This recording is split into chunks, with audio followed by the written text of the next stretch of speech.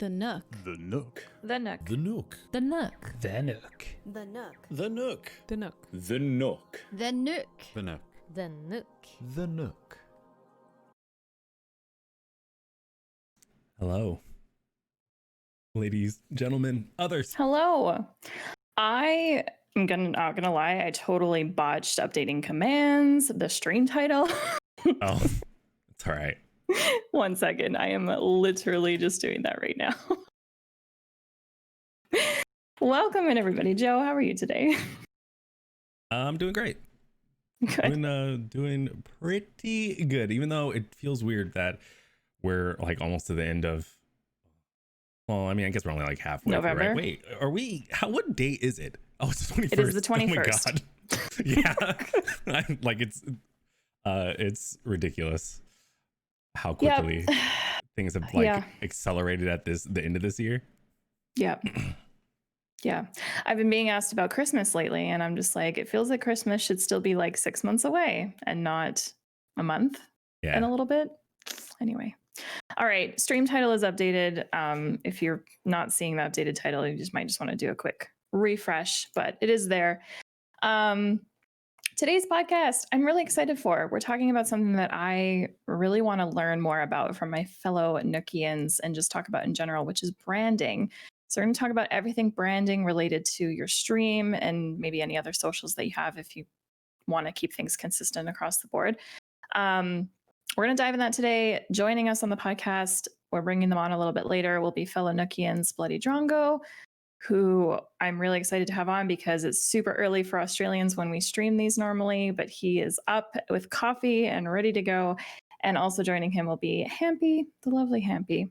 So we're really excited to have them on. But before we get into that, we need to talk Nook updates because we do have a few Nook updates to go into. First, we got to talk Big Dig because the Big Dig is just about done. We have Space Shark and Lexi left to wrap up this amazing event that started many weeks ago. There are only 2 more? Yeah. Streams of it? Oh, yeah. Finally winding down. Yep. And guys, if you have not had the opportunity to see the current world that they are in, it is definitely, in my opinion, the best world so far. The number of amazing epic builds in the world is insane. There are so many just awesome builds that have been done. So if you haven't checked out any of the recent VODs from those streamers, please do so and try and catch Space Shark and Lexi if you can. I believe Space Shark streams today, like tonight sometime. I can't remember when she goes live, and then Lexi, I believe, is tomorrow. So definitely go check them out. I will actually throw their links in the chat for you all. Lexi T Rexy. There we go. Next up, big event happening soon. Hot Potato event. Hot Potato event is a RimWorld charity event that happens every year. This year there are 36 streamers over 124 hours, and we have 5 amazing Nook members that are taking part in this. They are raising money for Doctors Without Borders. It starts on Wednesday, November 25th, and is going through until Monday, November 30th. We have Twiggy, J-Jam Jim, Mom Games Hard, Falloan, and Part-Time Triggered are all participating. And the biggest news of that is some of them will be featured on the front page of Twitch. My. Which is pretty awesome. It is pretty awesome. I'm so excited. Guys, if you have never tuned into anything Hot Potato related, it's a really cool event. Even if you're not into RimWorld, it is still awesome to be a part of. So definitely make sure that you go and check that out. I am going to post a link in the chat here to the Hot Potato Twitter account, their status about it for more information. So definitely make sure that you go and support our fellow Nookians and the other streamers as well during that event. And last, if you missed the episode from 2 weeks ago where Joe and I had Dauntless and Lexi on with us to talk everything game choice, that episode has been highlighted on this Twitch account as well. You can go to YouTube and go and check out that video. It was a very long podcast. That was the longest one we've done so far. Yeah, it was rather meaty. it was very meaty and beefy, but it was a really enjoyable podcast. Really awesome to have Dawn and Lexi on with us. So definitely go check it out. It was a good time. And I feel like that's it for Nook updates, at least for right now. There's always Nook updates coming though. So keep tuning in to stay tuned, and make sure that you're following us on Twitter if you haven't done so. I wonder if I'm following us on Twitter. I hope so. All right. For Twitch and gaming news, there's a lot we could talk about, but I feel like for time, I would love to get into the branding today. But I think one thing that we should talk about is both the celebration and then partly criticism of the massive thing that Twitch did during GlitchCon, which was donating $1 million to Able Gamers charity. This was a really cool moment in the fact that so Steve, I can't remember his last name. He is the founder of Able Gamers charity. He himself is enabled. It would be disabled. I'm going to get my terminology mixed up. Anyway, Steve founded this amazing charity that works to basically make gaming way more accessible to all kinds of different people. And Dr. Lupo and the CEO of Twitch, Emmett Shear, kind of surprised him during this live stream. It's a really great moment where they just were like, hey, Twitch is going to donate $1 million to your charity, which is huge. That's a lot of money. That's a pretty insane amount of money. It's an insane amount of money for somebody that, because I don't think the charity has been around very long. I don't know if this article actually says Steven Spawn when he founded it, but 15 years. It's pretty good. That's a pretty lengthy amount of time. Yeah, that is awesome. Yeah, so for his birthday wish, he would want to try and raise $1 million for the charity. And Twitch was just like, here you go, bro. Here's $1 million. That is so cool. I don't know if anyone has seen, there's a clip of this, of Steven playing Fall Guys and winning a crown. And he's playing by just moving his head, like just tilting his head. And I can't remember like what is attached to him, or like there's something motion on the top of his head, I think, to allow him to do that. That sounds incredible.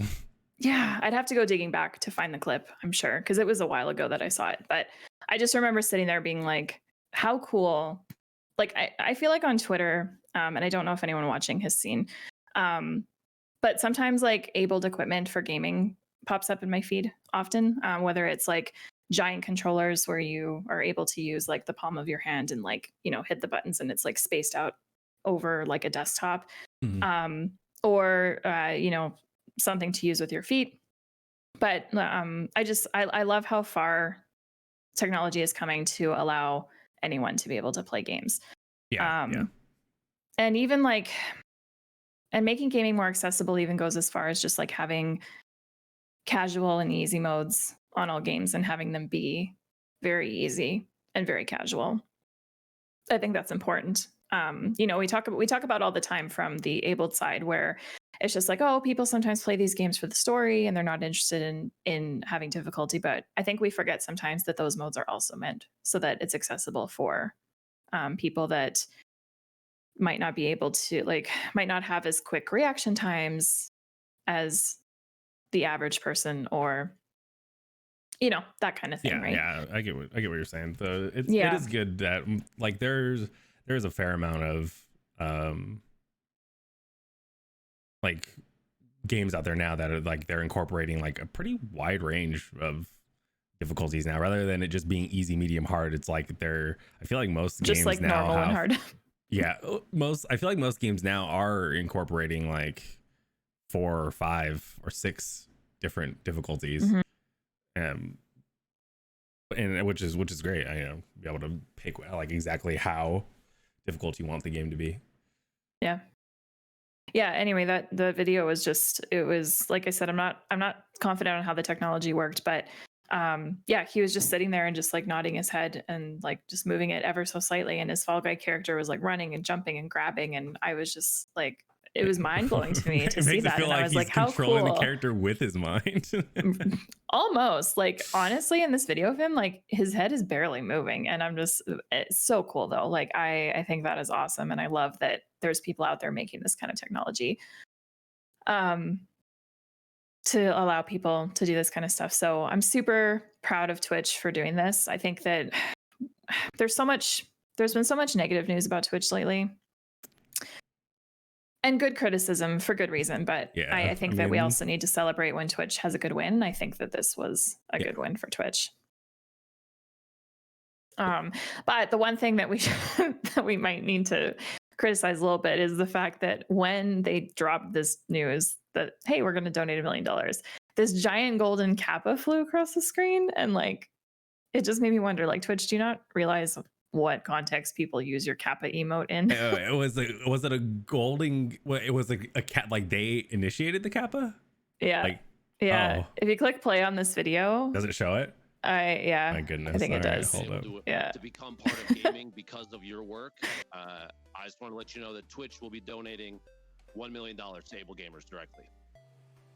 What? Look at- What? Oh my god. Oh, 100%. Wait, Because, what? like I said, no way. what you have done and Wow. what Able Gamers has done to bring people into the fold. And I know That's- there's a that's lot of really stuff, good, there's though. a lot of different That's energies fucking awesome. going on around even GlitchCon and Twitch and just everything. You look at social media, it's a mess.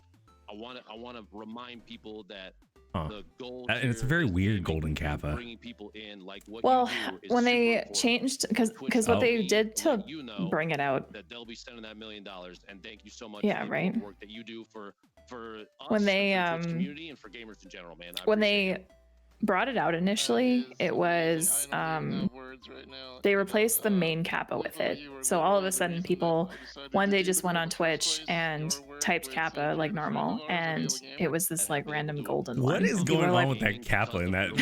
Like, it's like somebody who's controlling the stream is just like resizing it and moving it around on the screen for no fucking reason. Jesus. right? Oh my Right? god. Okay. And I kind of felt bad that when they did that, they were like covering Steve completely, They right? did with the kappa Yeah. face. Yeah. All right. So Whoever did anyway, that. there was a lot of talk on Twitter about that, and just like, okay, you're like, there's such this wholesome moment, and you go in and you just blast the screen with this giant golden kappa that nobody likes.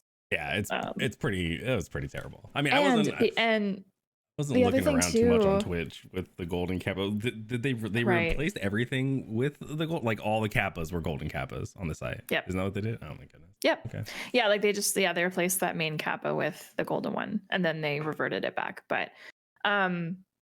the thing that's so funny though is like, because of the usage of kappa, like there were people that admitted on Twitter that like when they were watching this live in the moment, because the golden kappa came across the screen multiple times, they thought that it was actually a joke. Well, that's because like kappa, for as long as I can remember, is just like it immediately makes everything sarcastic. Yep. Yeah. Sarcastic, or I'm just kidding. Like my friends use kappa always as like, I'm just joking. So they'll say this like mean thing or like this trolly comment, and then they'll put a kappa behind it. And I know that they're just joking. I mean, it's gotten to right? the point where I kind of just I wish kappa was just like a universal thing that I could like use on my phone and all that, because honestly, it make it so easy. That could be a whole other thing though, where it's just like, I just want all my Twitch emotes on my phone to use in like Instagram and Facebook Messenger and text messages. Yeah, why isn't Forehead in Dan's game and all, why isn't that just like, why doesn't everybody just know? You know what's so funny? Like, this is a whole other conversation, but I don't use the default Twitch emotes very often. I like could not tell you the names, like the emote codes. I have no idea. I only really use. I use a few. I guess I've been on Twitch a long time, so like, these are like emotes that have been around forever. True.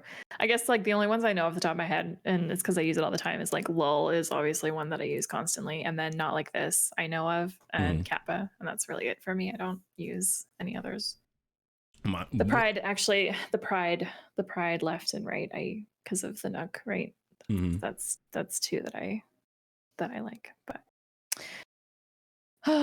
anyway, Twitch, you done good and then you done goofed all at the same time. And I feel like it just looks so like it'd be different if it was like literally just like if it was just happened to be like some animation that like that they just have programmed into the stream. But the way it looks is like somebody brings it up on the screen, resizes it, moves it around. I guarantee you, I guarantee you there was somebody doing that in real time. There had to have been. Yeah, There's no way that the way that flowed was done automatically. Well, all right, Twitch. Well, you had me in the first half. Not gonna lie. No, it's still pretty cool of them to do that. Golden cap or not, it's still pretty awesome for them to do this. So, with that, we have a good out of context quote, guys. It's not dirty or sexual in any way like most of them are. This one's actually a pretty normal out of context quote. Let me throw this link here in the chat for you guys to vote. The out of context quote this week is, "How do you improve on perfection? A hat." And we have choices of Cave Mobster, Frazwar, King Argaroth, and Yo Josharino. Leave it up for maybe a couple minutes or so. This auto refreshes now, right? Oh yes, feels good. So glad. I'm so glad that it does auto refresh now. Straw poll bringing up the new features. I'm glad that they do, because that was the first thing I thought when we started doing this on the first. When we first did this, I know, right? I was like, I wish that it just updated in real time. Like, why don't they just do that? And then they did it like 2 podcasts later.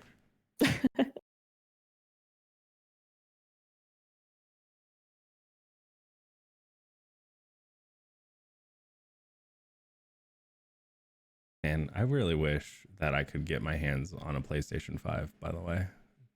That's gaming news that I feel like everybody is feeling right now. All them scalpers. And people are buying it on eBay. Oh no. For like $1,700. Oh no. Like, it's not even like buy now that they're buying it. They're like bidding up to that much. Like they're getting in bidding wars with people. I'm like, what are you doing? Yeah.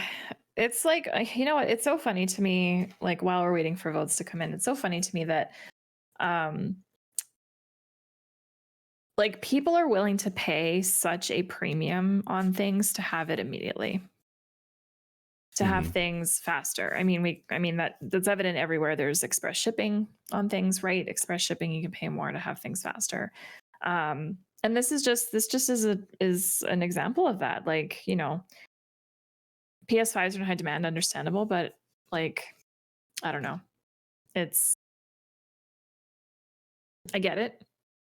My coworker is all about the PS5. He went and got one. He has it. That's like all he's doing this weekend. I get it. Yeah. Yeah, I don't know. I try and understand. Back when I can't understand it. Well, back when I got like my financial poop in a group, when I was like ready to kind of overhaul my finances and just get myself back on track, out of debt, get saving again, blah, blah, blah. One thing that I would do a lot of is if I wanted to buy something, I would hold off and I would wait at least a week, like at least. And for so many of the things that I thought I wanted, like this might not apply to the PS5, but after so many things that I like thought I wanted, I realized that I didn't actually want it that much. No, like once that week had passed. Like our society is all or want it right away. Very like, gotta have it now. But if you just take a step back, it turns out you didn't really want it that bad. Yeah, exactly. So only one vote. What the heck? What the heck, friends? That's okay. Mm-hmm. We could still announce one vote and you guessed wrong. Yeah. The way the PS5 has been released kind of leaves a sour taste for the future. Friendly Kitten, yeah. And then you just reaffirmed after I told you that it was wrong? Oh my God. All right. Okay.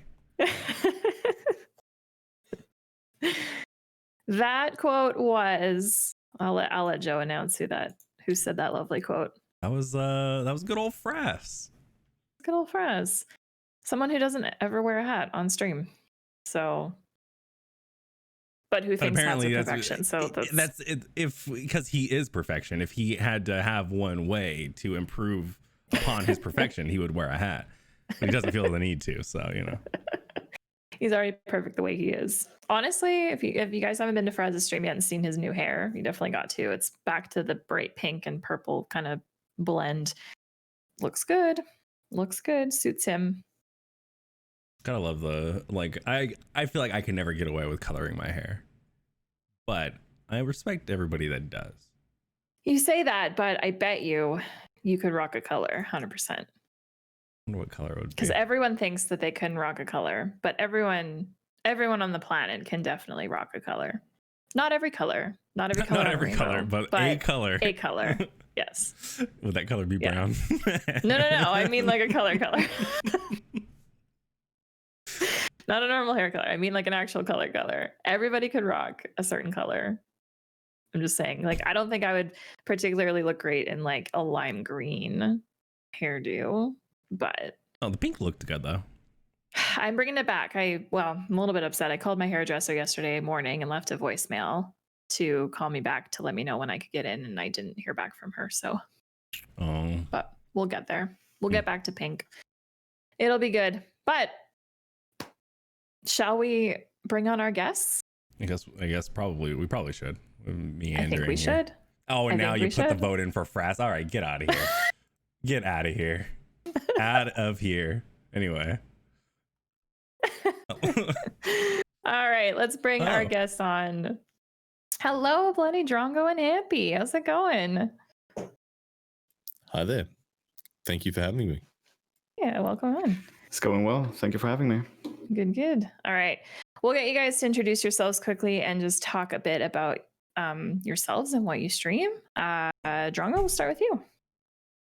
Hi, I'm BloodyDrongo. I've been streaming on Twitch for coming up to 3 years now. I stream a variety of games, and I recently did my first art stream as well recently. But looking to diversify into the future as well with some other more creative type things. I'm sad I missed your art stream, and I still it's what I'm going to do today is go back and watch the VOD because I really want to see it. I saw the final product, but I want to see the process of getting there. Art streams are great. And Hampsche? Yeah, Hampsche. Hello.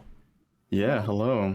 As the name says, my name is Hampsche, but everyone calls me Hampsche, and you're allowed to as well. On my channel, I'm playing through my project called Revenge of the Childhood. It's a list of 1001 games that I want to play before I die.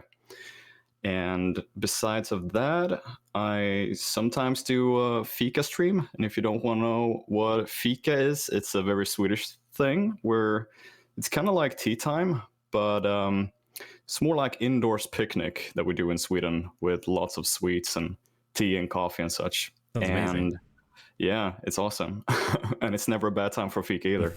So you can do it all the time. And sometimes I do playwriting streams, and I haven't done one in a while though, but that is basically connected to my profession, being a theater teacher and a professional actor. I write my own theater plays as well. So sometimes I do that on stream as well. That's a little bit about me. How many games have you crossed off that list of 1,001 games you said? Yeah, 1001. It's 158. So yeah, I'm starting 159 tomorrow. Oh, that's what I'll do. That's that's a lot of games. Yeah. I vividly remember when I was sussing out whether I should apply for the Nook, because I was checking out all the existing members, and I remember going across to Hampsche's channel, and I was just like, this is such a cool concept, and it like really stuck in my mind is like, I love that idea of kind of going through and finishing all these games. It's really such a cool idea for the stream, and it gives a real sense of progression. I feel like when you go through it, it has that extra sense of achievement as well, and extra weight. I'm excited that that we're gonna get into that today as we talk about branding, because that is a very big part of your channel, Hampy, and that is what you kind of brand yourself around, is this revenge of the childhood thing. So I'm really excited to hear you speak about that. Just a reminder for chat, we do ask that throughout this podcast, just hold any and all questions in chat until the end. And then if we happen to kind of miss touching on anything during this podcast, then feel free to ask at the end. But yeah, let's start getting into the meat of this podcast. I think the best place to start is, I think that it would be great if both Drongo and Hampy, if you guys could talk about your recent rebrandings that you've done, because Drongo's kind of done a big rebranding if you guys have not been to his channel. And then Hampy has done a little bit of rebranding. But not just talk about the rebranding, but just talk about your overall brand. This is your time to kind of just explain your approach to it, kind of your ideas, what you went with, any changes you've made, like this kind of open book. So feel free to share. Whichever one wants to go first. Yeah, sure. I'll jump in first. Yeah, so I guess from my side of things, thinking back to kind of how my brand has developed and evolved, and I think it's kind of important to think of that as an evolution, because I think every brand is constantly changing and shifting as things mature and different. But for me, I started off actually on YouTube, making YouTube videos for a game called Worm Online. And in that game, my name was Emu, after the emu, which is my favorite animal. So that YouTube channel was branded heavily around the emu theme, and the name BloodyDrongo is a very Australian thing. So there was always a kind of that overarching theme of Australian emu hand in hand. And even though I've moved away from exclusively looking at Worm Online as a game, that's a theme that I've kind of kept going and have really tried to keep embracing. But that being said, I also made up my original assets within the first 2 months maybe of me streaming, and then never really did anything else up until now, 2.5 years later odd. So I very much, I guess, somebody who has not always put the most thought into that side of things and has not spent the most amount of time investing in that side of things. So you've been rocking your original YouTube style, I suppose, right? Until just now? Yeah, pretty much. Yeah, and I'm not a digital artist by any means, but I made my own panels and everything like that, and they're pretty bad. And yeah, look, I mean, overall, the visual fidelity of my stream was very, very, very low, and not very polished, and not very professional either. And I've been wanting to change that. But one thing I think is important to note, because I wanted to get this in before I forgot. One thing I think we should really highlight is the fact that regardless of that, BloodyDrongo was still able to achieve Twitch partnership. So it just goes to show that you don't need to spend this insane amount of money to get these really fancy overlays, panels, emotes, scenes, all this stuff. I think as we talk about branding today, I mean, yeah, it's nice to have clean stuff and things that look super professional and things, but it's absolutely not a necessity in just who you are as a streamer. And I think BloodyDrongo is an absolute testament to that you can rock OG stuff and grow and achieve something like Twitch partnership without having to have the fanciest of the fanciest stuff. Yeah, and so. I feel like you if it's all stuff you've made yourself,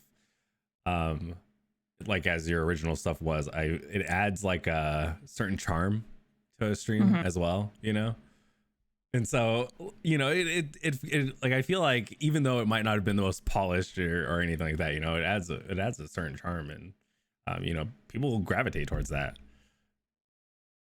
Yeah, potentially. I think there wasn't anything uniquely me about the stuff that I did, like personally, but I can definitely see, you know, that if you did lean into that, making it something and really owning that, then yeah, you can easily link that into you as an individual. But all of that being said, even though I didn't really spend a lot of time on things like panels and emotes and, you know, I guess the visual side of things, or the asset side of things, I've always had like an overarching kind of vibe and personal branding, which has always come fairly naturally in terms of the persona I have on stream, and, you know, the kind of way that will just kind of that presence on screen has always been something that I've tried to work on. You know, the name BloodyDrongo, for those of you who may not know, BloodyDrongo in Australian is essentially bloody idiot. That's kind of the translation, if you will. And, you know, there's always kind of that goofy fun aspect which I try to embody, and I think that is more where my branding was strongest historically. Yeah. It's good. I mean, honestly, to be fair, I haven't seen the new stuff, but I'm interested to go and like look and see like what it looks like now, because I remember all of like everything that you had before, but I haven't seen like the rebrand, so I'll be excited. You know what's funny is I don't remember what Drongo had before. Like I truly don't. Like I was thinking about that before we went live. I'm just like, what did Drongo's old emotes look like? Because the new ones, like, I love the new ones and I love using them. The lurk one is probably my favorite. I love popping into a chat and using it and just being like, hello, I'm here. The emu like peeping around the corner. I love it. Yeah, I don't remember Drongo, what your stuff used to look like. But I have a shit memory, so that's just probably the reason. It's definitely been an evolution. Like, I've always had a shoey emote. I've always had like a hat in chat emote, which has been like my keyword giveaway kind of thing whenever we've done a giveaway or something on stream. And I've always had like a kind of a derpy looking emu of some description as well. So that's kind of always been a consistent thing, and then it's just kind of evolved and become more polished over time as I've, you know, been in the fortunate position to be able to put more money towards it to, you know, upgrade those things. The derpy emu is one of my favorites, and the emu on fire being like, this is fine. Yeah, it's one of my favorites as well. I like the Nook and the okay no combination. Yeah, that was something that I kind of, in the back of my mind when I commissioned that to be made, I was like, it kind of works on its own, that's kind of cool, but I never kind of had the idea that people wouldn't get it. And for so long, even people in the stream team were just like, why do you have no and okay, and why do people keep putting in the chat? I'm like, it's the Nook, please, I'm trying. I was just like, oh man, yeah, it was just so unintended, but it's worked out so great in terms of how they fit together. It's also, and those emotes work even out of Nook context. Like, you can just go and put no like anywhere in chat, or okay, like you don't even have to use them together. Like, they work outside of that. So even if I don't want to say this, but, you know, in the event that Nook maybe isn't ever a thing anymore, I don't want to say that, but, you know, there are emotes that can still be used, is what the point I'm trying to get at. Like, they're universally used. Let's just pretend I never said that. Yeah, there's some things that just don't bear worth thinking of. I don't want to live in that world. Me neither, to be honest. Yeah, that's super awesome. And then I was going to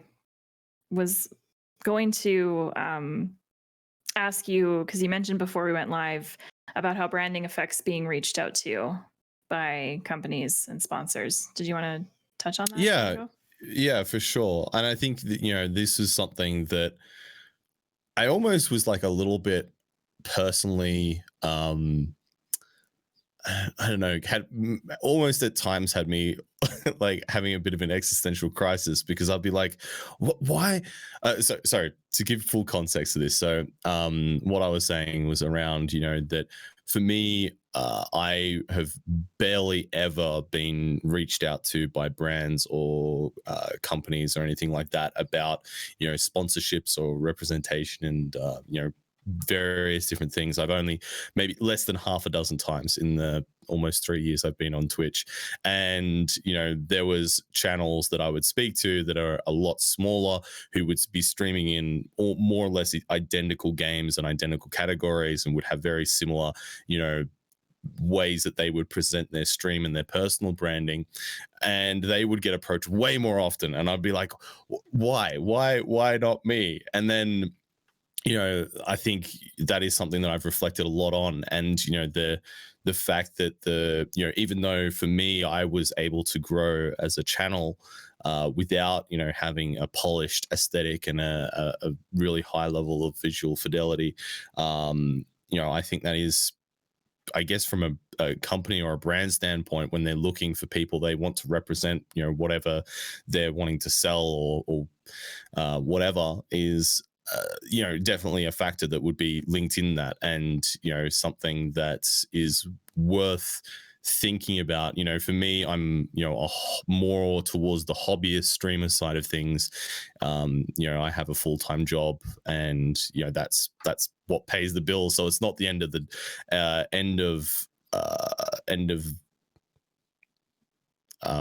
I don't know what I'm having a moment. It's not the be all and end all. Yeah, it's not the end of the world. Thank you. My goodness. It's now right. starting It's still to early. catch up with me that it's like 5 a.m. It's really early for Drongo, guys.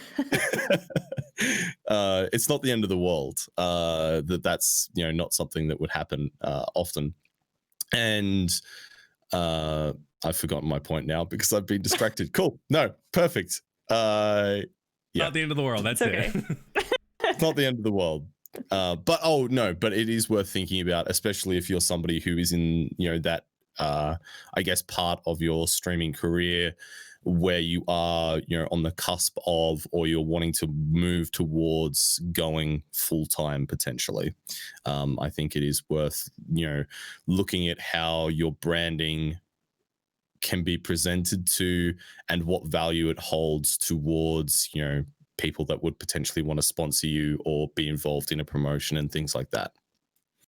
That was my point. Yeah, basically just, your branding needs to be approachable and inviting to all, not necessarily being family friendly, but not something that's, super on the other side of it, where companies don't want to credit you back or share your links or feature you in a video because your stream is heavy on maybe alcohol, drugs, or like really sexual stuff, that kind of thing. Yeah, absolutely. And I mean, it's obviously different for each brand and each company as to, what parameters they'll kind of work in and what kind of people they'll want to work with. Contextually, True. like, if you're a more into the, I guess, a sexual style of streaming, then maybe a condom company would want to sponsor you or something like that. Like or it's entire company for yeah, exactly. Yeah. So like for me, an ideal sponsorship might be like a craft beer company and a shoe company. Like that would be the dream, right? So just pour the beer into the every shoes. stream. Yeah, exactly. It would just be like, and here's your daily shoey brought to you by XYZ. That's the, it's entirely contextual, but I think, there are definitely ways that you can go about that stuff to make your brand more appealing to more people, I guess. I'm sorry. Normally I don't actively read the chat, but JJam Jim just commented my stream is very drug heavy, and it just made me laugh so hard in my head. Because Jim's stream is so far away from that. Oh, Jim. Cool, Drongo. Thank you. Thank you so much for sharing about your recent rebranding. I feel like maybe we should, just because we talked so much about your emotes, maybe just give a quick shout out to your emote artist that you used. Yeah. So I've been very fortunate to be able to work with Teal Creations on Twitter. Teal, honestly, like I cannot say enough positive things about my experience in working with Teal. Like she's just been super, super easy to work with. And, you know, her workload and her slots are so hard to get into that I went to like tier, like her highest tier Patreon level to be able to access the extra slots in there. And Nice. I had such a positive experience with that I have kept up that Patreon tier support well afterwards. You know, I think I'm going on nearly 4 months now, 5 months, and you know, yeah, I can't recommend her enough. And I think it was Twiggy who originally pointed me in the direction of Teal. So yeah, shout out to Teal. Tug, Twiggy, Daunt, you, who else? There's been a few people now that have used Teal for emotes, and I gotta give Teal props on the way that they've set up their stuff to have that Patreon to get priority slot. That's genius. That's awesome. And I mean, her emotes are fantastic. They're so well done. Yeah, so shout out to Teal. I just wanted to make sure that we credited the artist, since we have been talking so much about Drongo's emotes and they were shown in chat a few times. And yeah, go check out Teal if you haven't done so. All right, I think we could move on now to Hampy to talk about Hampy's brand and recent little rebranding with some new emotes that are on the way. And bananas. Yeah, always bananas. Always I bananas. honestly never really know the origins of where bananas came from. Because I've been YouTubing since I was YouTubing between 2013 and 2017. And back then I used my logo. It was a blue banana and it said Hampsche or Hampsche. But I never really knew why bananas. So that has just been something that stuck along with me when I started streaming on Twitch as well. And then it turned to emotes, and then my viewers donated a banana suit to me and was like, put this on, and I did. And then I recorded a dancing video in January, and I'm the banana man, I guess. So I love that video so much. It's really good. So I decided now with everything DMCA going on that I'm not going to take any risks anymore. So I decided that all the background music, I'm going to switch that out. I'm going to contact a musician that I knew from high school. And because I knew he was making around 200 unique from scratch music soundtracks, literally in every genre. So I decided to reach out to him, ask him to use one song at least, which is my main theme when I start the stream. And then he was kind of happy with how the traffic pulled in, so I got to use his whole library of 200 songs for my stream. Nice.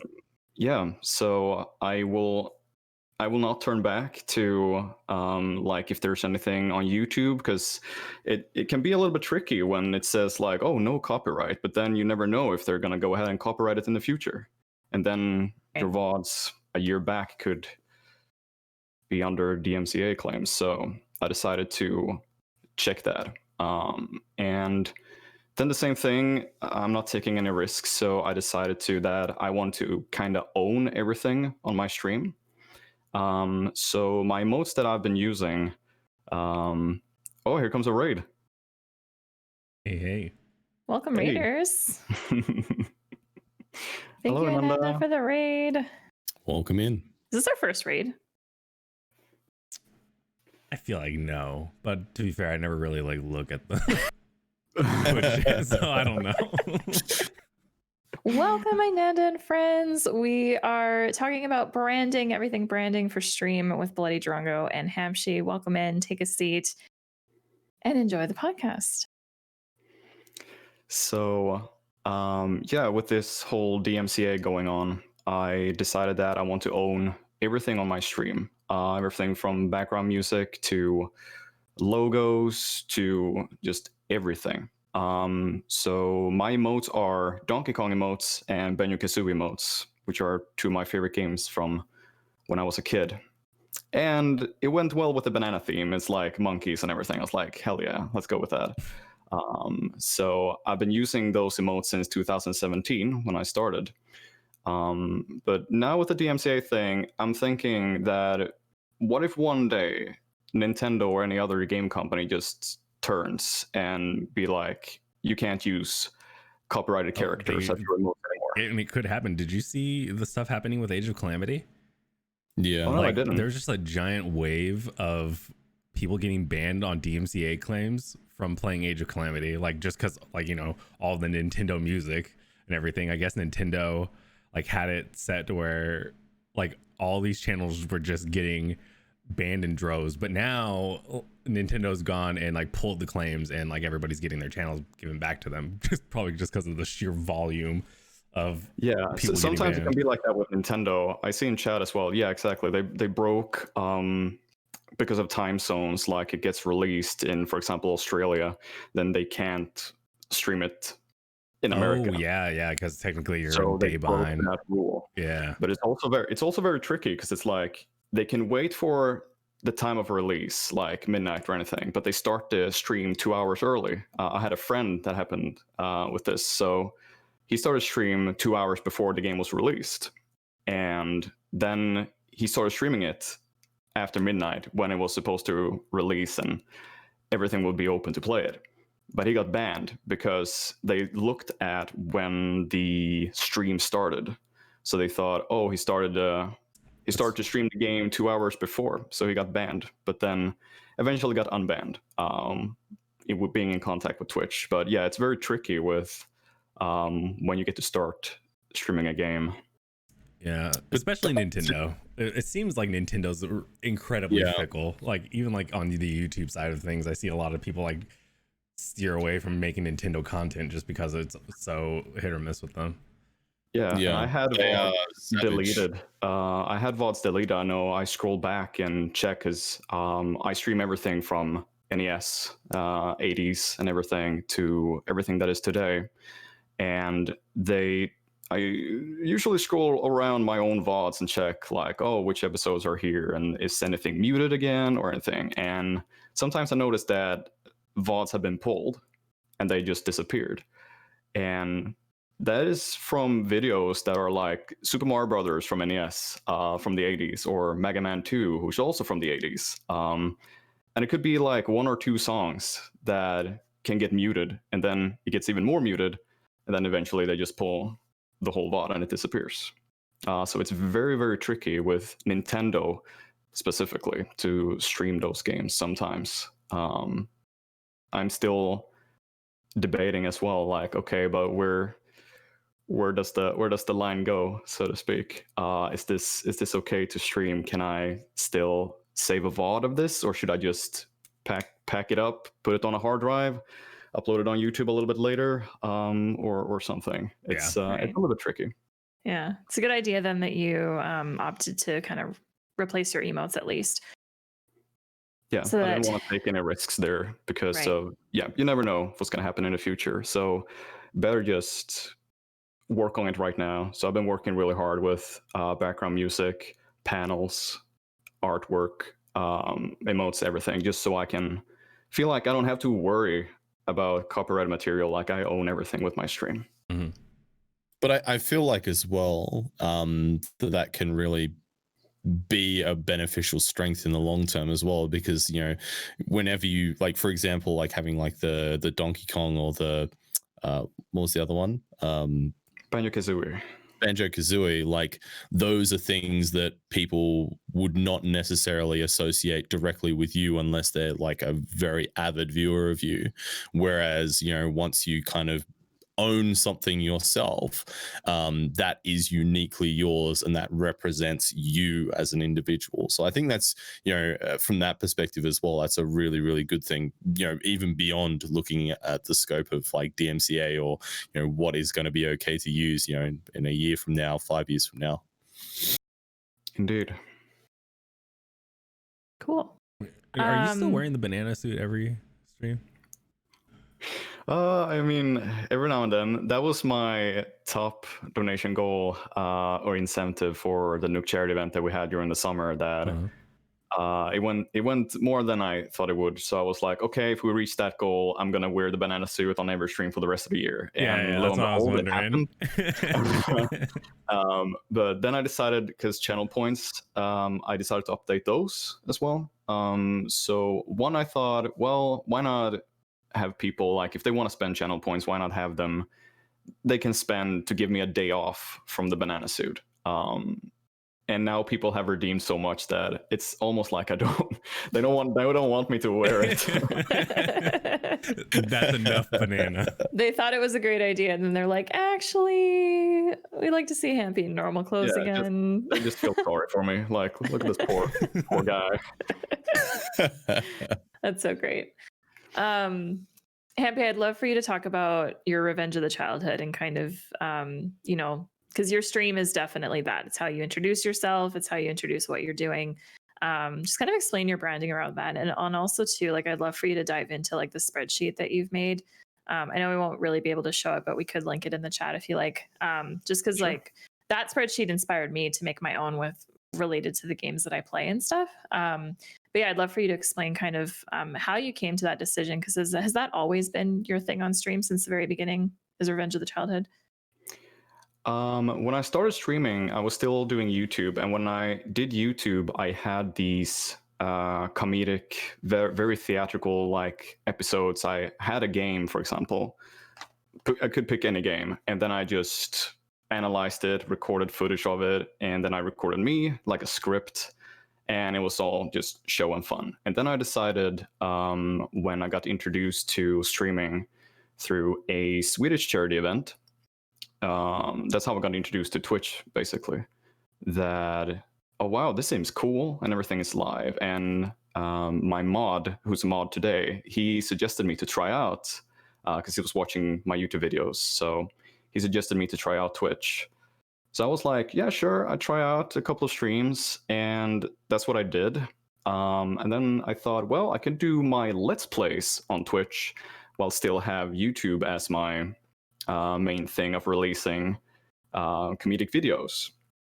That didn't happen. I just quit YouTube entirely because I fell in love so much with Twitch, and I really felt like it connected more with my theater side, because it was so hard on YouTube to make your performance, so to speak, and then you just put it out there, and then it's done, and then it's like, oh, you do a little comment here, and then you go to another person's video, do a comment there. It wasn't like immediate interaction. It was very hard to get that. While on Twitch, it was completely different. Like, you could get an interaction immediately in chat, even the first stream. So I fell in love with that. Like, it was more like the improv thing from theater. Anything can happen, and we're having fun, and it's live here and now. And I fell in love with that. So I decided to stay on Twitch and continue doing a little bit of Let's Play, still figuring things out. And it actually started with me having a project called Play All the Games, which is very big if you think about it. Like, okay, but what games? Yeah, all the games. I want to play all the games. So that was a bit of a naive project that I started with, and I think I got like 6 games in. And then I decided that I wanted to niche myself. I think that's a word you can use in English, that you wanted to kind of go more into a focused point of your content and what you want to do. And during that time, I went through a very tough depression in 2017. So I wanted to find a coping mechanism on how to kind of feel better and dive into something that I felt really, really passionate for. And one of those things was that I always went back and browsed my video game magazines from the 90s and looked at all the cool games. And I was like, oh, I remember that game that I never got to play because other games got in the way or I didn't have the console or such. So I decided to just take those magazines, put those games down on a list, and then it just came to me like, hey, I'm going to get revenge on my past that I never had. And that was something that started with video games, but then it also started with anything in life, really. I wanted to have piercings always, so I got that last year. I always wanted to do card magic, and that's what I do now during the quarantine. So it's like it has evolved from getting revenge on the past of the games that I never got the chance to play to doing things that I always wanted to do. And I always say that on my stream as well, like it's never too late to do the things that you never got the chance to do. Like you can start now. Age doesn't matter at all. So that kind of became my coping mechanism and force towards getting out of depression, and put that into a creative mindset instead. Like if you have a tough day, where can you put that? You can put that towards something creative.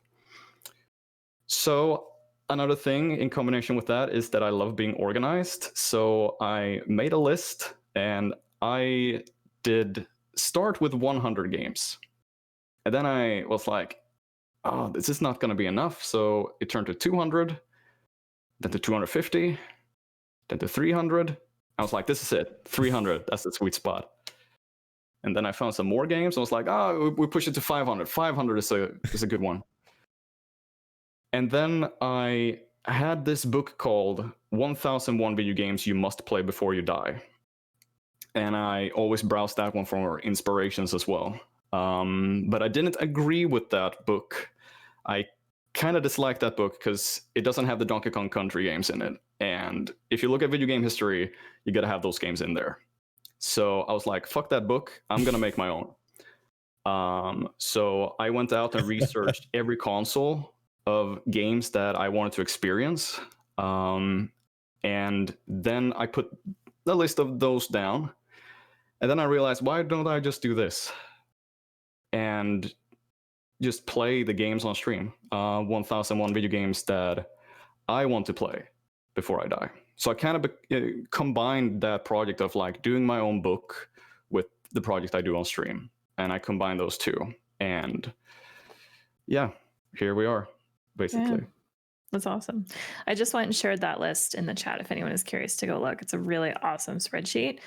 Another thing too that I like, Hampy, is that, you know, yes, you do play mostly retro games. I would say like the vast majority of the games that you play are retro, but I like that you have also incorporated newer games, because I remember like your Last of Us 2 playthrough, you know. So yes, it's Revenge of the Childhood, but at the same time, it's also 1001 games I just want to play before I die, which is going to include new releases as the years continue, right? So yeah, that's a little bit of philosophy thing I have as well. Comes kind of from the philosophy that you can always look back on the past for fond memories, but don't forget to stay updated with the present, because that's your route to the future. So even going back and like doing the things that you always wanted to do, you gotta stay updated, so you don't forget to build your way towards the future, so to speak. So that's why I have some spots open on my list. I think it's like 10 blank spaces or something, in case Cyberpunk seems fucking awesome and I really want to play that before I die. Because it does seem awesome. Yeah. Kind of like you might want to play it before you die. Yeah, exactly. So yeah, there you go. Yeah. I think that's a really good example as well of, you know, how your branding can be centered around a philosophy and an idea. And, you know, I was saying previous to the podcast starting that, you know, when I was going through and researching the Nook as to whether I wanted to apply or not, Hampy's stream was one of the ones that really stuck out in my mind and really left an impression on me because of, not because of the channel art, not because of the emotes, but because of that philosophy and that idea. And I was just like, wow, this is actually really, really cool. And I think, one of the reasons why it is so,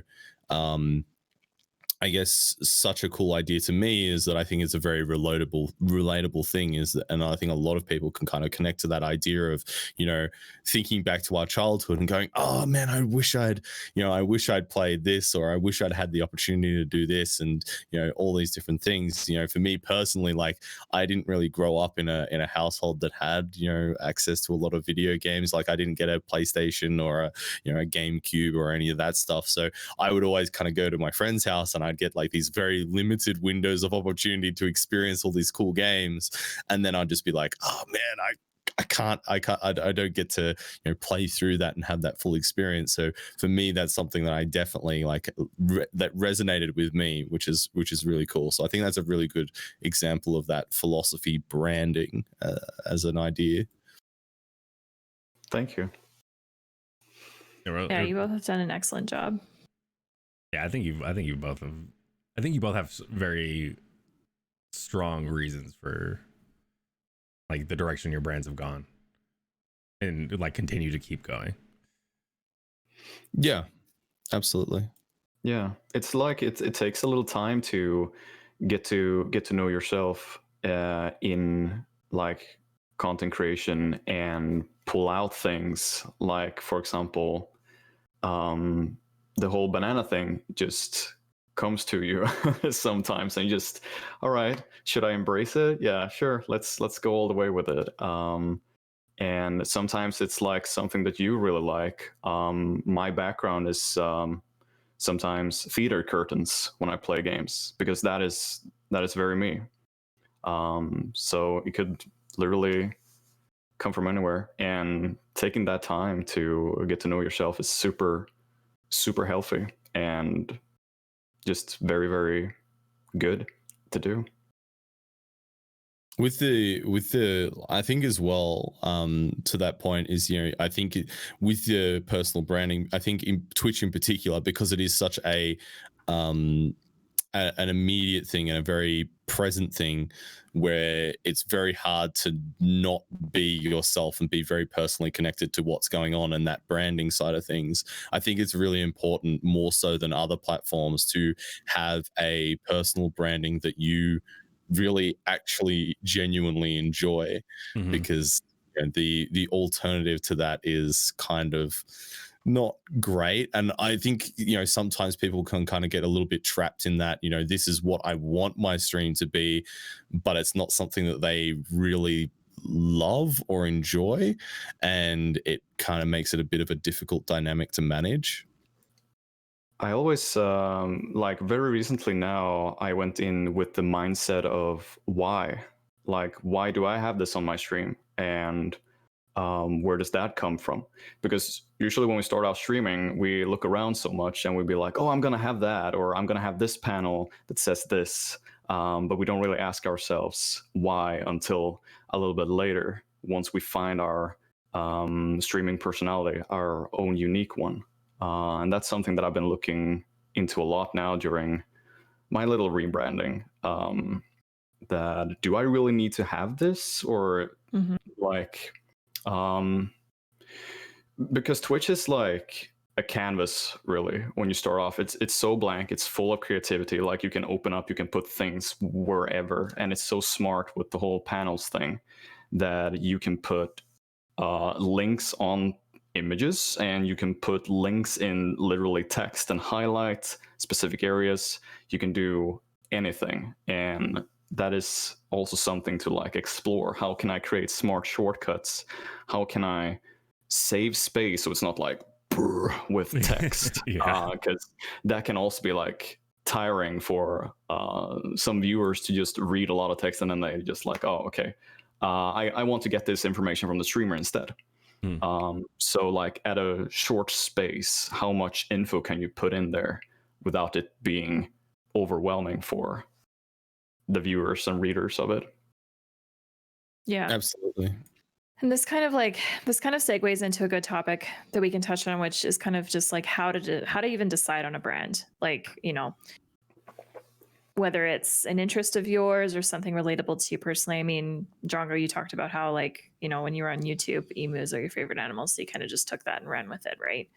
And now it's kind of, it has become your brand. It's kind of tough to decide on one, because, like, you know, we kind of touched on this briefly before I went live, and we'll talk about it again, but like myself personally, in a way, I don't really feel like I have a brand, you know, like, yeah, there's things I've incorporated in my stream that I personally like, in terms of, like, you know, when I was thinking of like what should my alerts be, I remember when I first started on Twitch, I picked like Game of Thrones gifs and sound effects from like Harry Potter and Game of Thrones, because those are things that I enjoy. And Metallica has been a very heavy thing on my stream in terms of alerts and stuff. Heavy metal thing on your stream. Yeah, Maybe. but it's weird. Like, I wouldn't really call that like my brand, though, you know, like, because you can't really, kind of going back to Hampy's thing about like Donkey Kong and stuff, where it's like, you know, people will associate that with the actual franchise and not necessarily you. I kind of felt the same way, like, you know, like, yeah, people might know me in their Twitch circle as like, oh, the one that likes Metallica, right? But it's like, a new viewer coming in is not gonna keep that association necessarily. So I mean, branding for me personally is still something I'm figuring out. Really, the only thing I've got like locked down is just the color scheme. Really, it's what I mean, it's a good what start, I feel though. like, and colors yeah. tough. But I think you kind of also need to think about it from the perspective of why, like the baseline question of why is branding important, and what do you like, what do you want it to do for you? And I guess that is, you know, the answer to that usually will be, it's a way for people to connect to what you're doing. And I think when I think about your stream in particular, KL, you know, you as a personality, and, you know, being a relatively new gamer, and having like the, you know, those experiences, and then, you know, the whole aspect of Ella and that kind of thing, even though that may not be like what you think of as like a brand logo or something like that, you know, that's still something that people connect with. And I think that bottom line, you know, that connection is what makes branding important. And yeah, I think that's kind of, I think people kind of get stuck on, you know, that idea of, you know, I want to be like have something like recognizable, rather than thinking of the connection aspect. Yeah. Yeah. And you make a good point, I guess. Yeah. Like, yeah, in terms of like how I introduce myself, yeah, I'm definitely like, I'm here on Twitch streaming, you know, primarily first playthroughs. So like, you know, come to my channel to get that, like, relive that experience of seeing someone play a game for the first time, or relive like a first playthrough experience. And that's absolutely not unique at all on Twitch. I know of many people that do that. But that's what I started with, and that's what I want to keep going with. Although eventually I will kind of have to tweak that a bit, because at least for me, the Dragon Age franchise has been such a big thing in my life that I don't want to not play that again on stream. So like, I definitely want to bring that back, which means that, yeah, that for example, like won't be first playthroughs anymore. So but I can kind of see like a connection, because I've done a podcast episode with you, so I've know like about you a little bit as well, in that hiking is the right term, right? Yeah. Like hiking, yeah. And when you're out hiking, it's like an adventure. And this whole thing that you're pretty new to gaming, it's also like an adventure. And the same feeling is there, kind of like I'm gonna take on the world in a way. And Happy's gonna put this like seed in my brain now to like totally revamp my stream to like this mountain like adventure. I literally was just in my head just like thinking of like ideas of how you could kind of incorporate that journey aspect and that hiking aspect. That's I think that's amazing. Yeah, because it's very you, and it's like, you know, it goes a little bit along with your heart as well. So like, not looking too much into sometimes stuff just comes to you, like with bananas for me. But for me, like this whole revenge thing is like, I can connect that to so many parts of my life. And if you can just smash that together and you have a really delicious dinner in streaming, and you will enjoy it so much because it's going to be so unique for you as well. And we're going to know, like, for example, with the hiking thing, like that's so KL. I can already see the cogs whirring in KL's mind right now. She's like, her head's in overdrive right now. I'm like, okay, I love the scenes that I just got, like the starting soon BRB and ending scenes that I just had commissioned. Like, I love them, but now I'm like literally already thinking, like, should I contact Nabby and get her to do 3 more that are like me hiking and like walking on a mountain? Like walking up in the starting soon, and then BRB is like paused on the summit, and then ending is like hiking back down. Oh my gosh. Yeah, that was literally my brain and just now. Now it's I can just see that connection. In a couple months, like, that'll be it. Yeah, because I can just see that connection, knowing you, that you're physically out on an adventure with hiking, and then when you're here in the stream, so to speak, streaming world, you're also out on an adventure playing new games as a new gamer. So we gotta talk, Hampy. After this podcast is over.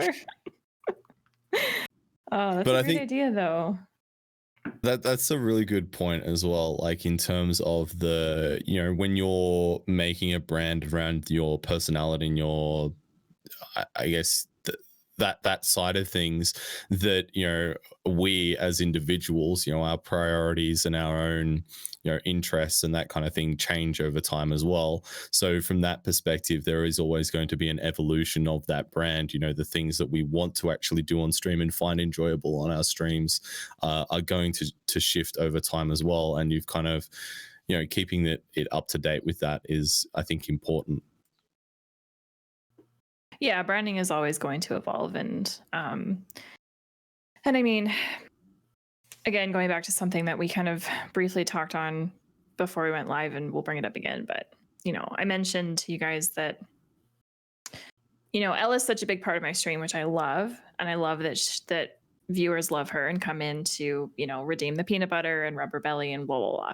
But there is going to come a time in my stream when Ella's not around anymore. And like, I wish that wouldn't be the case, but it's inevitable. And, I don't want to think about that, but it has occurred to me that, like, I hope I don't lose people from that. I hope I wouldn't, but at the same time, like that's an inevitable change that's coming in my branding, with Doggo not being here anymore and not being around. And so kind of like, I don't necessarily want to prepare for that, but just kind of thinking about like, that's such a big part of my stream that I feel like I need something to replace that with a little bit, maybe. But I don't know. I feel like stuff like that, like I don't think you need to like prepare to like for that, like it's something that you can enjoy now that it's here, but I don't think you have to like prepare yourself with a stream for it to not exist anymore, yeah, like I feel like whatever proper, I feel like for that in specific, like for an animal that's on your stream that's represented, like I feel like whatever thing you should do will come to you in the time, rather than trying to like ready yourself for it beforehand. I don't know. I feel like I don't have any animals on my stream, but I feel like if any of my fat ass cats were a part of my stream, whenever, like, I feel like I'd feel weird, like trying to prepare like parts of my stream to like for them to not exist. I think maybe not like preparing things.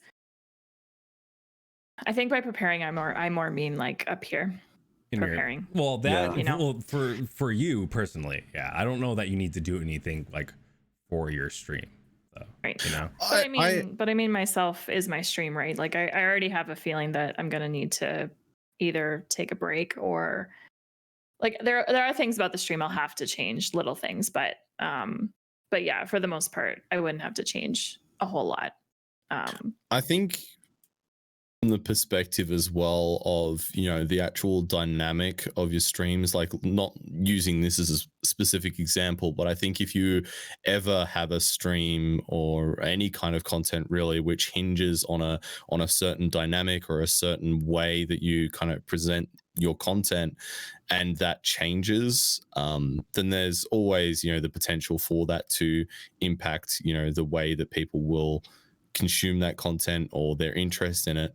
And you know, you see that this kind of thing not so much with pets, but you know, if there's like a group or a couple of people that are creating content, and then you know that dynamic shifts and one of those individuals moves away from it or their participation changes, then you'll quite often see people going, oh man, it was better when such and such was here, or their, you know, their views will drop off and things like that. So I think there is, you know, definitely a valid perspective from that stance of how does, you know, for example, Ella's presence in the stream change the dynamic of the stream, and how crucial is that? I think that's a very valid question to ask. So yeah, thanks for validating that, I guess, because yeah, like one thing I'd say it's a part of the uncontrollable, just to get my dime in. Like, you have no control over this right now. You can absolutely prepare for it, just like many other things in life. You know, you're going to study soon, or, you know, stuff like that. But right now, that's like, it's uncontrollable. So focus on what's controllable in your stream and what you can change around and play with right now. Later comes later, as Joe said. Then you'll know by then, I'm going to take a break, or how long the break is going to be, or if you're going to keep the emotes as a memory for like a little while, or, you know, change them immediately. You'll know then, but you don't have to, so to speak, think about that right now. And it's not something that I put a lot of effort into thinking about right now. It's one of those things that's kind of just in the back of my brain. Yeah, it's just something that whenever I think about my stream, kind of like as an overall, I think about the future a lot, and I've always been that way. I'm always a future thinker. I reflect a lot too, but I'm very much a forward thinker. So yeah, for me, future of my stream is something that's kind of always on the mind. But kind of going back to Drongo, you mentioning like YouTube, like when dynamics split on YouTube and stuff, like it kind of drives me crazy how like I'll go to a YouTube channel for somebody that split from their spouse like 6 years ago, and people in the comments are still like, oh, I miss so and so. It's like, get over it. Yeah. like they've moved on. It's been 6 years. Go away. I think it's really interesting, like the you know, the personal the relationships that you build with creators in that sense. Mm-hmm. And I always see it as like, I don't know, from my perspective, it's such a risk to kind of introduce you know, a spouse or something like that to your content, because you know, if that changes, then you will get those comments and people bringing that up. And you know, for me personally, I would find that really difficult to deal with. You know, that would be, especially if it was like a, you know, not an amicable split, you know, it was, you know, it could be a source of great personal pain, and I would just be like, I would, that would drive me insane. It would really, really upset me. Yeah. I don't know. I had like a podcast that I would listen to, and something ended up happening between like two of like the two hosts. Like they had a bunch of other people that would come on as well, but they were always there. And like their dynamic, I listened to them for like 8 years, and then like something happened where they had different views or whatever, and they split. But it wasn't a very good split. And they both like have their own things that they do now. But I feel like I can't listen to like either of them because like I just wish it was fixed, you know? I mean, I don't voice it or anything, but yeah, it's always interesting to like see how people connect with, like, because I guess for them, like that brand was, and the thing I enjoyed was their interactions with each other. And now that they're like isolated, it's Like it feels like half of something's missing, you know? Yeah. And I guess one thing Absolutely. to just touch on with branding in general, I guess, is like, just as content creators, you need to understand and kind of accept that, like, when you make changes to branding or just your stream or anything in general, inevitably there might be people that just don't vibe with the new you. And but you still have to do what's best for you, and you have to do something that you're passionate about and that you really vibe with, and focus on the people that do stay around and that are still there and that enjoy your stuff after the fact. But you have to be you can't just stay stagnant just because of some people staying, I guess. Hopefully that makes sense, kind of what I'm trying to no, it definitely makes sense, because like I know there have been just people like because I consume a lot of media through either Twitch or YouTube or podcasts, and like I've seen plenty of creators where I would go to them to watch, like, for instance, if anything Marvel comes out, I have there's a guy that I go to like he's the Marvel guy for me. But then I after a while, like, he got tired of doing that and he's like branching off into doing other things, and I find myself not consuming as much of his content, but like I can tell that he's doing better now because he's made this pivot. And so like I wouldn't want him to like not succeed because I wanted to be selfish or whatever. Right. But I don't enjoy as much of the stuff that he's putting out now versus what I was enjoying before. And so like I understand, and what you're getting at is like he had to make the pivot and change for himself, even though if that change didn't personally work for me, like as a viewer. But now he's reaching, I don't know, he's probably got tens of difference of other viewers in my place for those videos and stuff like that, right? And I think that's good for like any creator to like remember, like, you'll run into stuff like that, but you have to make changes to your content that you're happy with and that you enjoy producing. Because if you're out there just purely doing it for numbers and stuff like that, like I've seen it time and time again, like people like they'll think that because they're doing well, like numbers wise, that they are, but then eventually I feel like it always hits a boiling point where that content that you were making that was getting you views, it wasn't making you happy, and so like it doesn't, like, in the end it doesn't matter, right?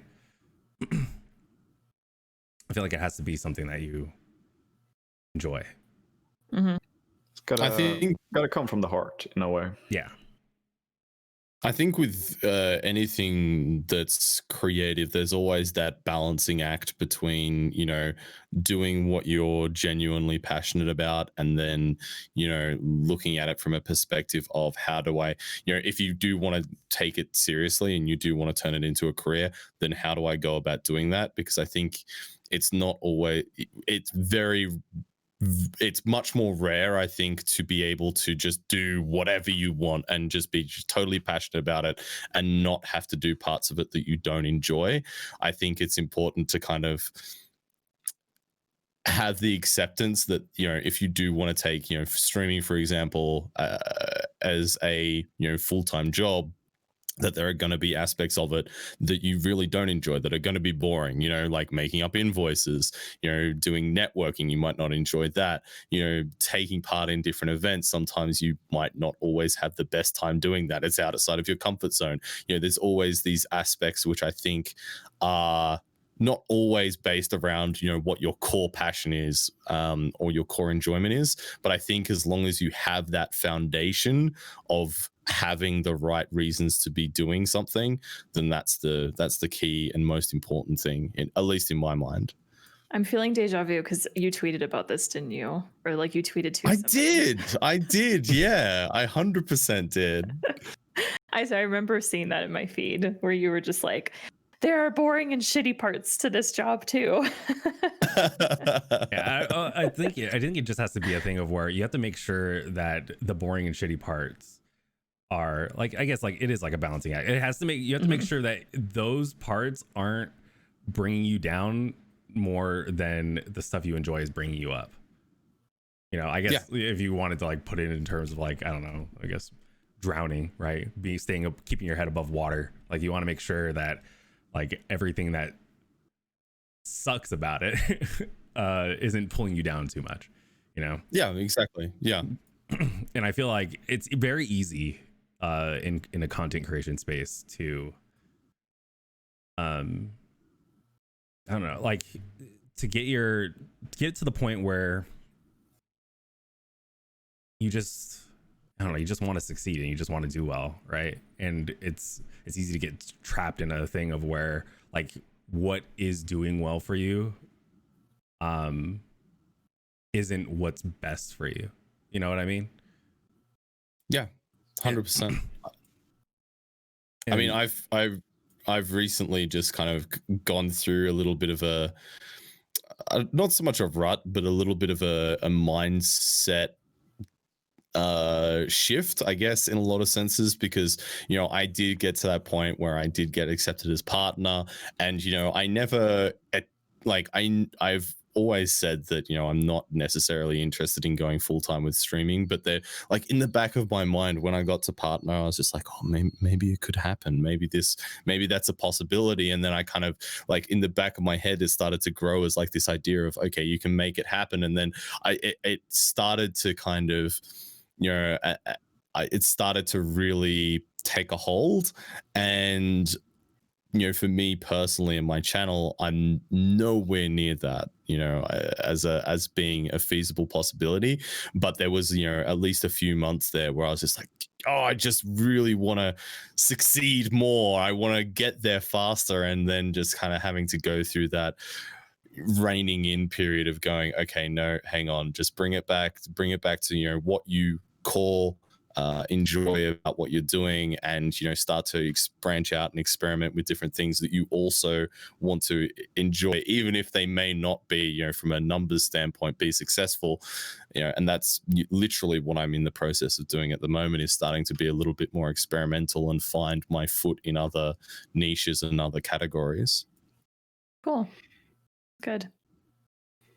And I think that's important to touch on too. I mean, we talked about that a bit with the whole Twitch partnership episode that we did with Twiggy and Hecky, just going into that whole like, because you know, I think a lot of people experience that, where you know you get partner and then you go through that exact thing, Drongo, where you're just like that full-time content creation thought is in your head, and then you know you kind of just and it could end up being damaging, possibly, right? To, you know, if you latch onto it and then it doesn't or can't become a thing, right?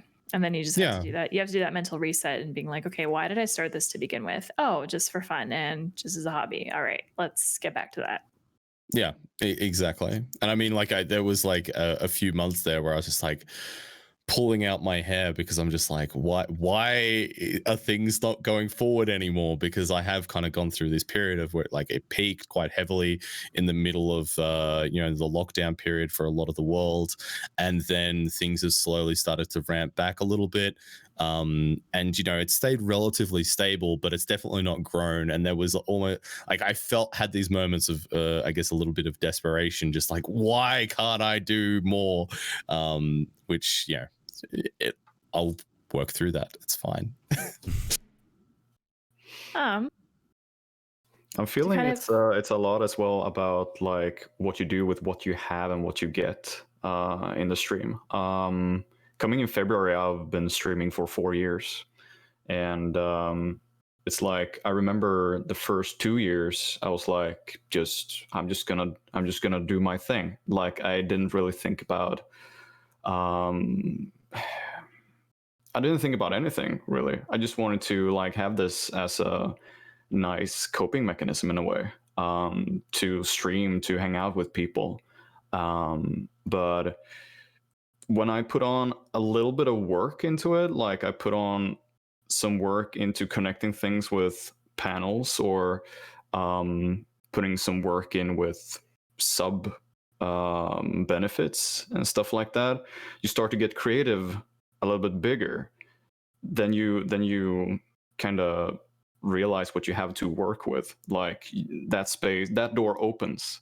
You can, going back to the thing with the canvas, like it's really also up to you, connecting with all these things, whether it's game choices. Myself, I only streamed to retro for 3 years.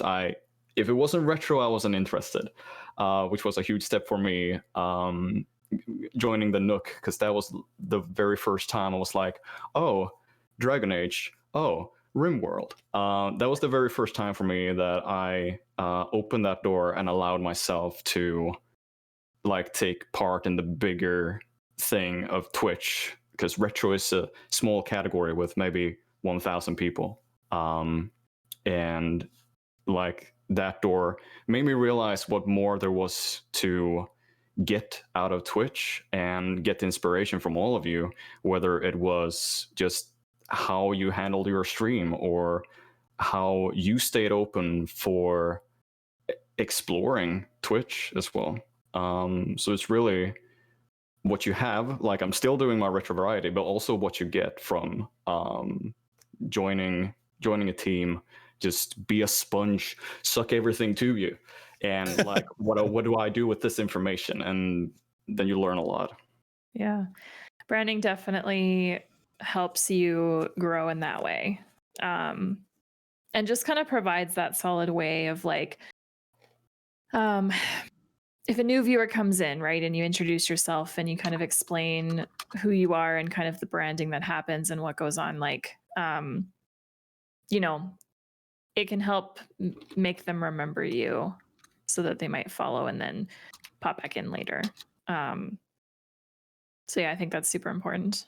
This has been really good to talk about. With respect to branding, there's kind of like, I'd love to just touch on our opinions on like a few different points about branding, and just kind of talk on a few like little things. One thing that I feel like sometimes I struggle with a little bit is like consistency among all socials, and not all social media platforms, but just the ones that we as content creators choose to engage with, whether it's Twitter, Instagram, TikTok, even, etc. Do you think that that kind of thing is important or not? Like, what are your thoughts on, using other social platforms? I mean, Drongo, you started on YouTube, moved to Twitch. Do you still do your YouTube content, or did you drop it? I haven't dropped it entirely, but it's a lot more sporadic than it used to be. Editing videos is not something I'm extremely passionate about, but I do love creating content. So there was always that mental barrier for YouTube. So when I first came to Twitch, I was just like, oh my God, this is the best thing ever, because I get to entertain people, but I don't have to do video editing. Yes, this is great. But to your original question, yeah, I think social media is important, especially for Twitch creators, perhaps more so than any others, because the discoverability factor on Twitch is a little bit more limiting. So I think social media is important, but I think it's also about how you use it, and using it to its fullest potential is very, very difficult. And, for me personally, social media is one aspect of being a streamer that I really don't enjoy. I'm not a social media person. I don't always enjoy that aspect of it at all. And it's something that I've just kind of accepted, and I've mentally kind of had to learn how to use, for example, Twitter. Like, until I started streaming, I never had a Twitter, and it took me a while to kind of understand how that platform works. So yeah, I think it is important, but I think you also need to actually go out of your way to learn how to use that platform effectively. True. Yeah, you can't just go blasting whatever, like the same exact type of message across all of them. Yeah, I think a good thing to ask is why. Like, why do you have a Twitter, or why do you have an Instagram? And like, do you have any connection to your stream, or is there another way of expressing yourself that you maybe can't really do on Twitch, but you can do on Instagram, for example, when it comes to photography or something like that, then I definitely think that that could be a key thing that you can put front and center, because then you can also pull in people from those platforms onto Twitch to hang out with you live, or people from Twitch get more of you, a different side of you, for example.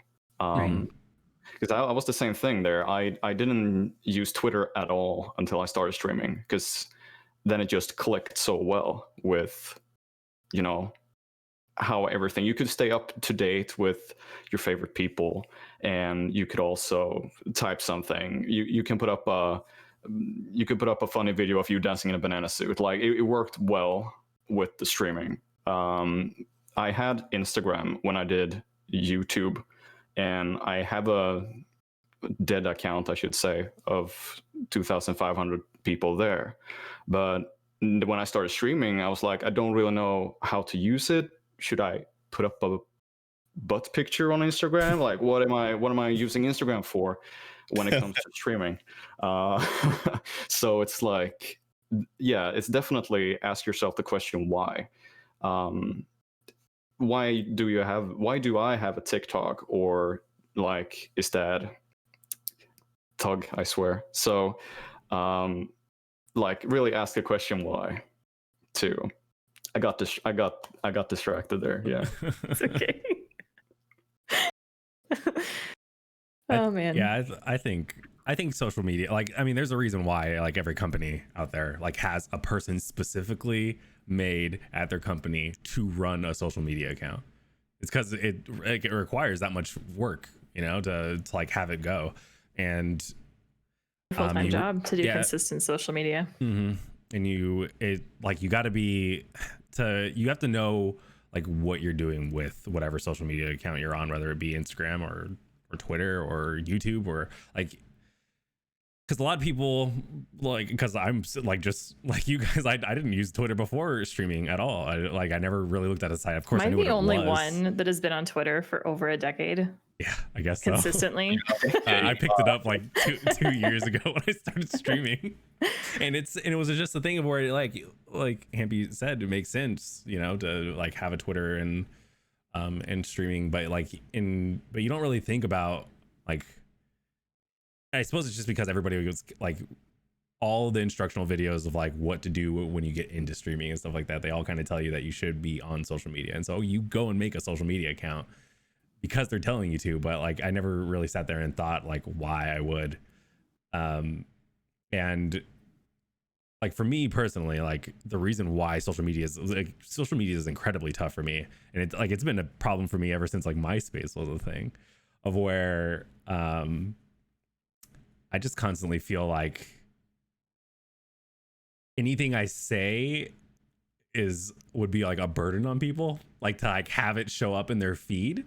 And so like, it's the whole thing of like, where like, I know for like my stream, right, like people probably want to know when I go live and stuff like that. People might follow on Twitter for that, or they might follow because they want to hear my ideas. But like, it's this mental thing of like trying to reason with myself that the people that are there would want to know information, versus me not wanting, or feeling like nobody wants to know the information.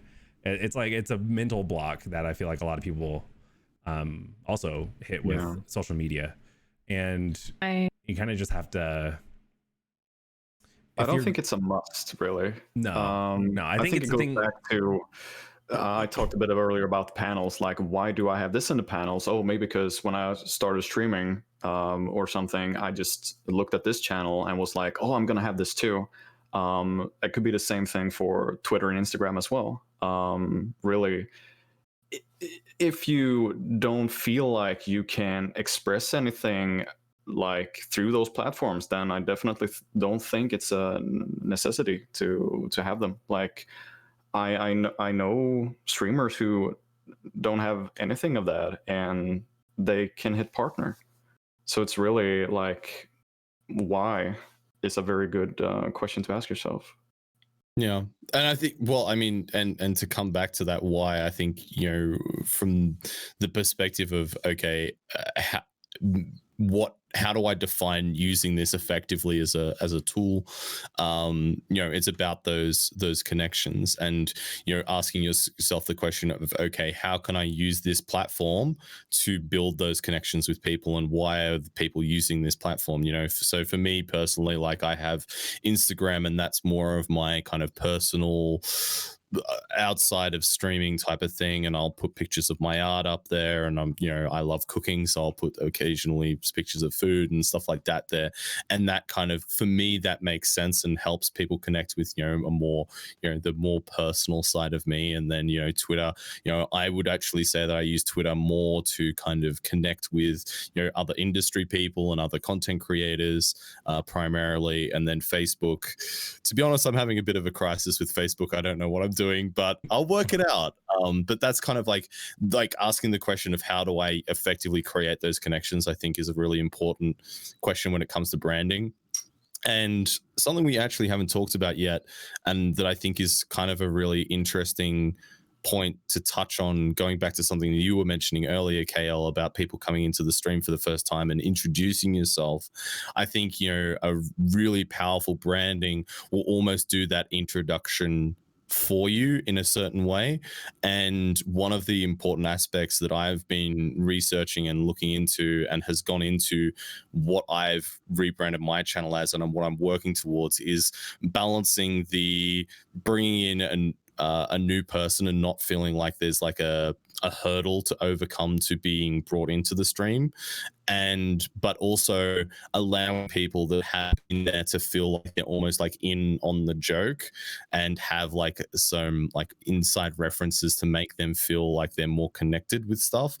And so, for an example of that, for my start screen at the moment, I've got like like a loading bar, like from The Sims, similar sort of style. And then I'll have like little messages fly up on there, which are, as the bar loads, which are references and inside jokes to the stream, which I think, people appreciate. And, there's also, with my alerts, I've kind of set up like an audio template, and then I've recorded different voice lines to go over that, which I can keep adding on to as a template, which reference again, certain aspects of the stream and little inside jokes and that kind of thing, but not having that a way that it's inaccessible to new people to the stream. Yeah, I mean, that's a great idea.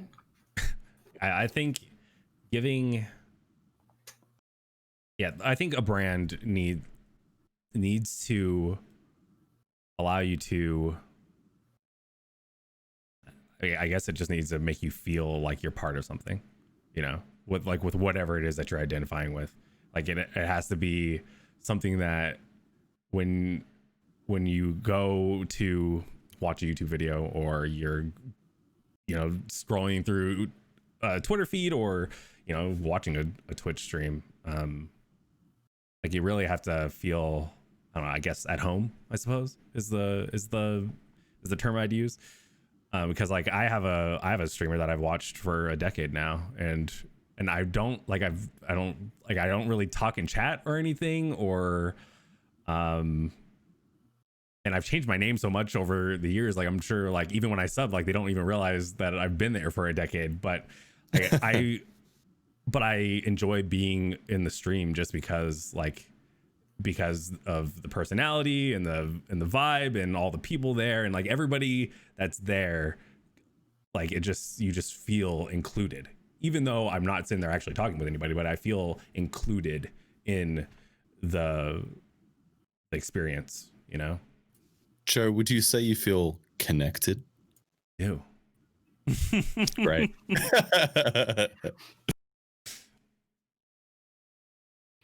Yeah, that's awesome. The social media thing, it's so funny because like just going back, so I've been on Twitter since 2009, and I got Twitter back in high school because everyone kind of jumped on the Twitter bandwagon. And then I stayed on because way back in the day, and I kind of still am involved, just not nearly as much anymore. This is on my personal Twitter account, but I've always been part of like the personal finance community on Twitter. I used to have finance blogs back in the day, so I use Twitter heavily for that. Twitter, I've met people IRL from Twitter that I met on Twitter. And so I've always been part of a community through Twitter. And so for me, like it just made sense to keep using Twitter for streaming. And that's definitely my preferred platform of choice. I love sharing clips on there, throwing edited clips up on there, announcing go lives. And I've had new viewers come in from tweets about my stream. So that for me has just really incentivized me to keep up with that. I am considering dropping Instagram now that Twitter has the same as Instagram stories. I'm not going to lie, because I am finding that it is hard to juggle so many different platforms. I'm not creative enough for TikTok at all. So I have not even, I think I attempted it way back in the day with my stream, like when I first got started. And right away, I was just like, nope. But Instagram for me has always, like, as soon as stories, like, cause I used to have Snapchat, as soon as Instagram copied Snapchat and did stories, I dropped Snapchat. And I really haven't picked it back up very much. And I'm not interested in having like a separate account for what another platform can do. And really with Instagram, like stories has taken over for me. And that's how I consume content on Instagram. I maybe scroll down like 3 posts on the actual feed.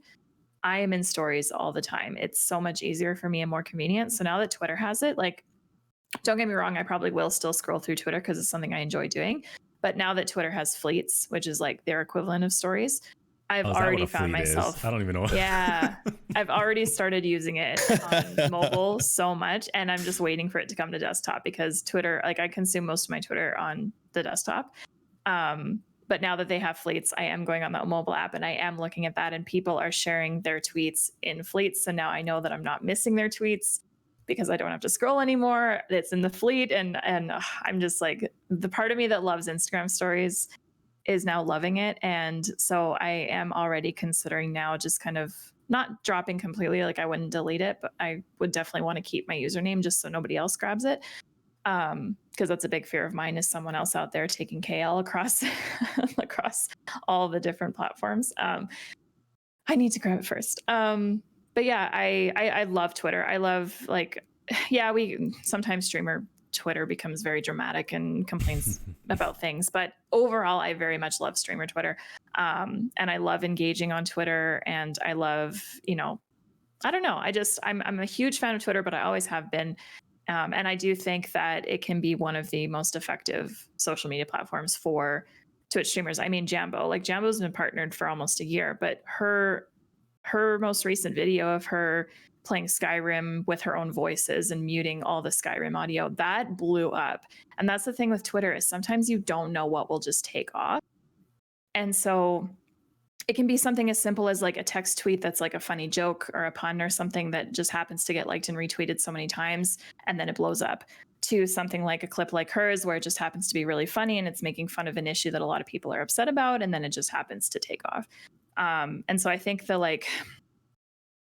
not that anyone should have a goal to go viral, but because you can't make that happen there. I don't think there's an actual strategy to going viral. It's just something that will happen to you. But yeah, like, and Drongo, your video also was, oh, thank you, Don. Yeah. Drongo, like your tweet just happened to get picked up and put in an article too, right?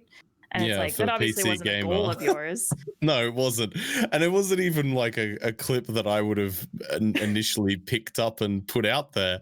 I was almost like, just like, why is this the tweet that gets picked up? Because it was just a clip of me doing, like, I don't know, just my own music. Oh, it's right? Just, I was just like, it was great though. Maybe.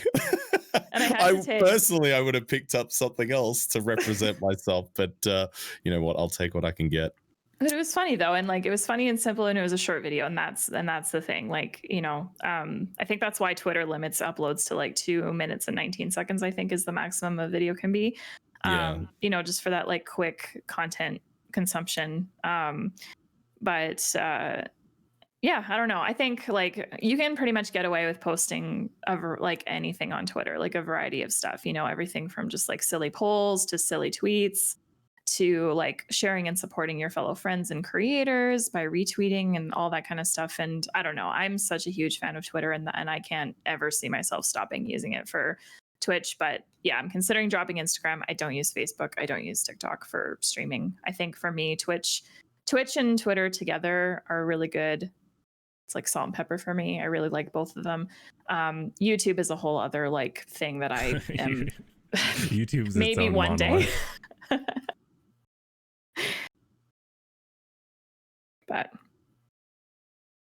I think yeah, it seems like we're hitting like a singularity point with social media. Like I feel like they're all gonna form into one, like, because now it feels like Twitter's kind of taken the spot of the preferred. Yeah, it seems to really be shining as like the one, you know. Well, ever since Instagram, like Instagram's become, and you can thank Facebook for this probably, but Instagram's become now so focused on their whole like shopping aspect and buying things through the app that like they just replaced where the notifications used to be. That's now replaced with a shop button, and it takes you to like a feed of products you can buy. And my muscle memory with using apps, I am so used to clicking that button to see who liked my stuff, who followed me. And now that's replaced with that stupid shop button. And it makes me not want to use the app anymore, because Instagram that's not ever what I've used it for. I've never bought anything directly through the app. I've certainly seen things through ads that I've like gone on the computer and gone to that website to check it out. But I've never, like, that's never what it's been for me. Like Instagram for me, especially on the personal side, has always been about hiking outdoors, following other hikers and other people. And then from the Twitch perspective, you know, following other content creators, if they share their clips on there, watching those, that kind of thing. And just like that small change that they've made is just like makes me want to not use the app anymore. Like, when did they make that change? Because I literally didn't notice that they'd done that until you just mentioned it. I've just opened it up. I'm like, wait, what? I feel like it was. So how do I check my notifications? It's in the top right corner now. It's the heart. Oh, you sneaky bugger, Instagram. Yeah. Oh shit, I didn't know about that either. Everybody's just sorry on your day. But I mean, like that also comes down to, you know, like, because each platform will have its, you know, what they're progressing towards and what they're wanting to develop their platform towards, and kind of going to what you said, KL, about, you know, using fleets and to consume your content, you know, from the perspective of asking the question of how do I effectively use this platform to its best of ability. It's constantly a learning process of how to reach people and engage with people in the best way possible in terms of how they use that platform. You know, like, for example, like Facebook, you know, will allow you to have, you know, those longer form videos that you are limited to on Twitter, and, you know, that kind of aspect as well. So I think it's, I guess, you know, the shop, I haven't looked into it yet, but maybe Instagram could become like the streamer place to kind of promote more merch style stuff. I don't know, but like that's yeah, I guess I feel like I've never been on Instagram before. I don't even know what it looks like. I just know I vaguely know what it is. People post pictures on there, right? It's not, I still don't really know what a story is, but like the way you're describing it now, I can imagine it being like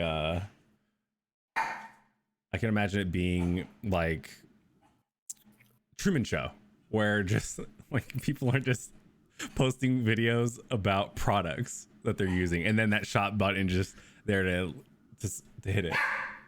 It has become a lot of that, to be honest. Like ads and stuff is like, yeah, they've leaned into that heavily. Yeah, it's very much just like a shopping platform now, which is a little bit like, again, that just goes like, now that, because Twitter's less of that, like very much less of that in comparison.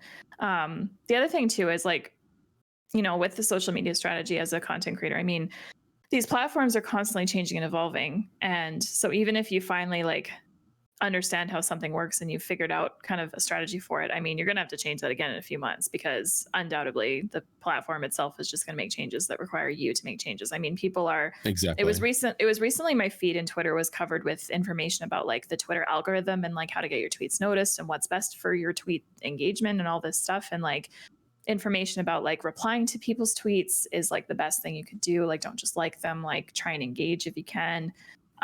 Quote retweeting is really good, unless like it's good and it's bad. Like there's pros and cons, but anyway, people were just like, you know, sharing a lot about the algorithm and stuff, and it's thing. algorithms. I miss the days when I could go on Facebook or anything, Twitter, any kind of social media platform, and everything was in reverse chronological order always. Yeah, now and there was no. They decide what you want. They show you what they think you want to see. Yep, that's right. Log on Instagram and there's posts that I've already seen from 3 days ago at the very top, and I'm like, but Instagram, I've already seen this. Why are you showing it to me again? Oh dear. I think are we good to move to questions? Yeah, sure I was just looking at the time here of how long we've been live, and we're at that sweet 1 hour 56 mark. Does anyone in the chat have any questions for us, that maybe something we didn't touch on fully, or anything completely brand new? Now is your time. Now is your time to comment. We will see it. We will acknowledge. Thank you to everybody that's been here, by the way. Much appreciated you hanging out. Learning that none of us know how social media works. Yeah. Also, while we're waiting for stuff to come in, if there are questions, you know, there were so many different. We probably could have had, to be honest, the whole team on this podcast. I feel like there's so many Nookians that have awesome branding, and excellent just personas for their stream. I mean, you know, Vi just went through a huge rebranding. That's amazing. So polished, so clean, so her, so professional looking. And, you know, Jimbles with his whole like pint of beer avatar, his very like retro themed, you know, and then like the BRB screens being like nostalgia commercials from the 80s and 90s. Like, you know, it's very much like he's just kind of wrapped all these little things up into his just, yeah, like that's him. Like those are things that I totally associate with him. I really love Jimble's the kind of the little skits and stuff that he's put together with his scenes. My God, that's so fun, and it adds so much character to his stream as well. And because he doesn't use like a face cam, he uses the face rig. Is that the correct terminology? I think so. Because he uses that, it really goes such a long way to kind of overcoming, at least for me personally, as somebody who wouldn't normally kind of connect to that. It adds so much, like so much more to it, and makes it so much more engaging. I love Jimble stuff. Jen has a question. How much time per day do you guys spend on social media for your streams and not just scrolling, if you get what I mean? That's how I hear that in my head.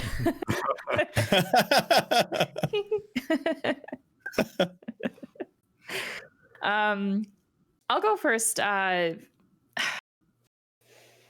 It's hard because sometimes, like, I don't know. I would say per day. Like, I don't stream every day, so I want to get to a point where I am posting something about my stream daily, whether it's sharing a clip from a previous stream or talking about a stream that's upcoming. You know, I want to get to a point where I'm doing something at least like once a day, like one tweet a day. But in terms of like streaming days, I'll spend a few minutes doing a go live tweet. I'm trying to get pictures and videos with them because photos and videos on Twitter do get more engagement by default instead of just a text-based tweet. So recently I did like a little short video just being like, hey guys, going live, here's what we're doing today. And it was like me, like a video, like a short 30 or 40-second video that you could watch, or just like posting a selfie or something. I think Maria is a champ with doing that. Maria always has the most epic like Snapchat filter faces when she posts a go live tweet. And that Yeah, is they're like super awesome. engaging because I'm like, oh, what filter did Maria use today? And I like actually want to see that picture. And then I'm really bad about doing this consistently, but I got to try and keep doing it all the time. But I really like to spend 5 minutes or 10 minutes writing up like a post-stream tweet, like a thank you tweet. So thanking the raiders that came by, just explaining like what happened in the stream that day and how great it was. And then also shouting out the person that I sent my raid to.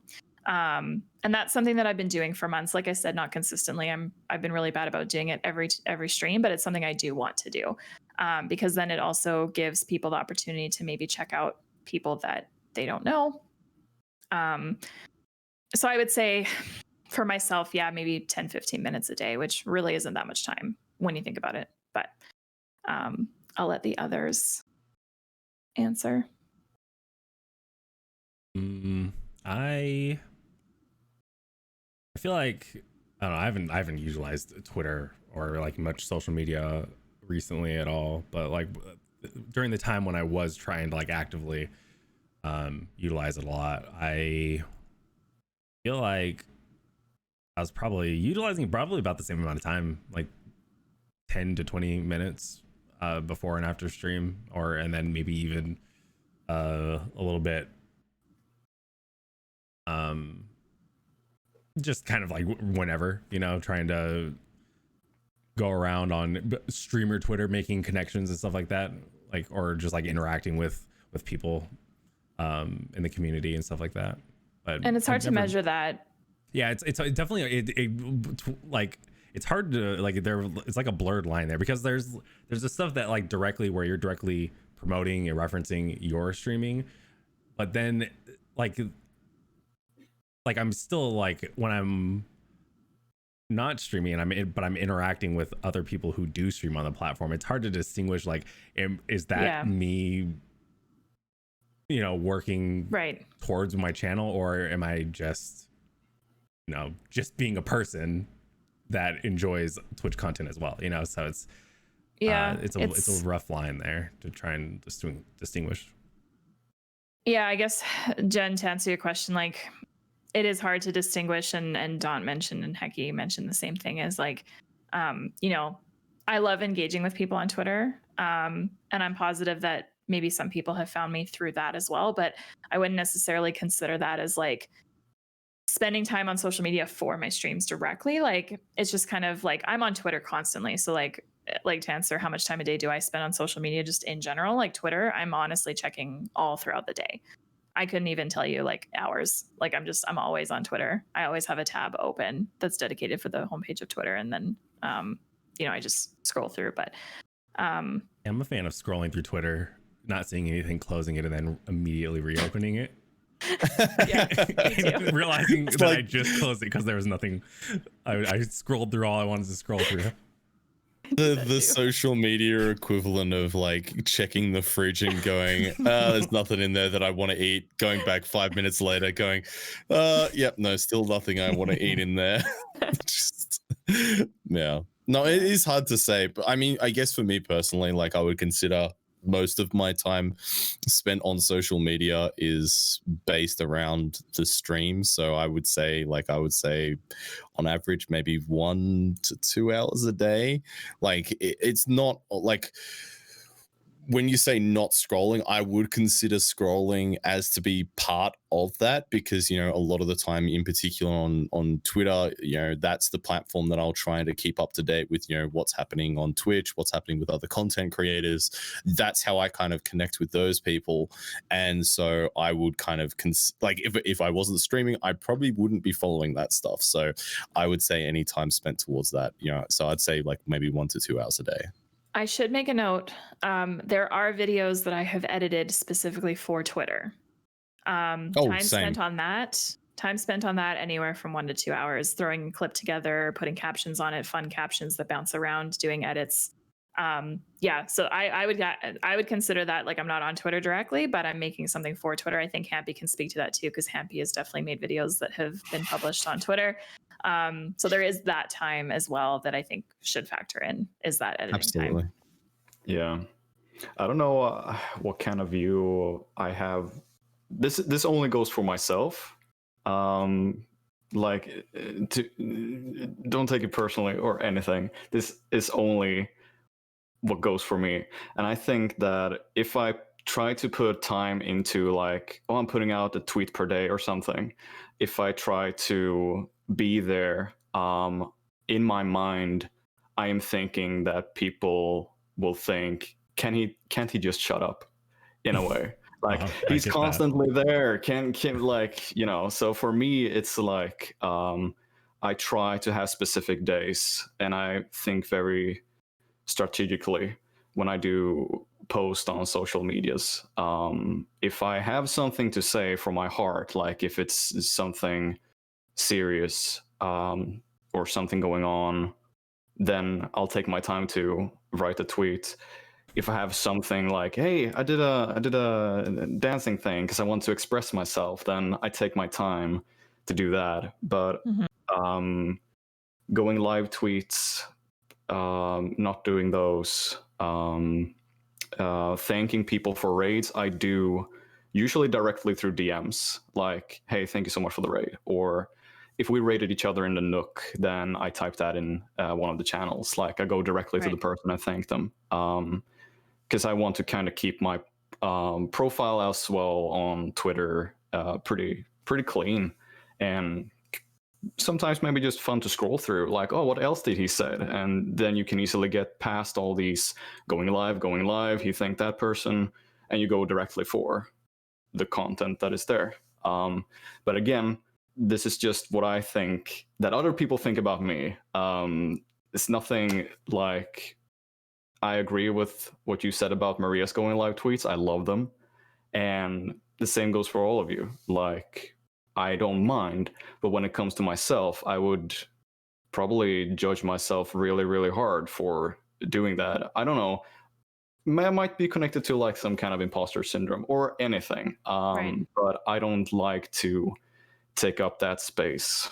But when it comes to personally scrolling social media, I'll pretty much say the same. I think it's like 1 or 2 hours liking posts and comment and throwing a sneaky GIF or something like that here and there. One thing that I found that really has worked well for me is I started deleting my go live tweets as soon as I was done streaming. Yeah,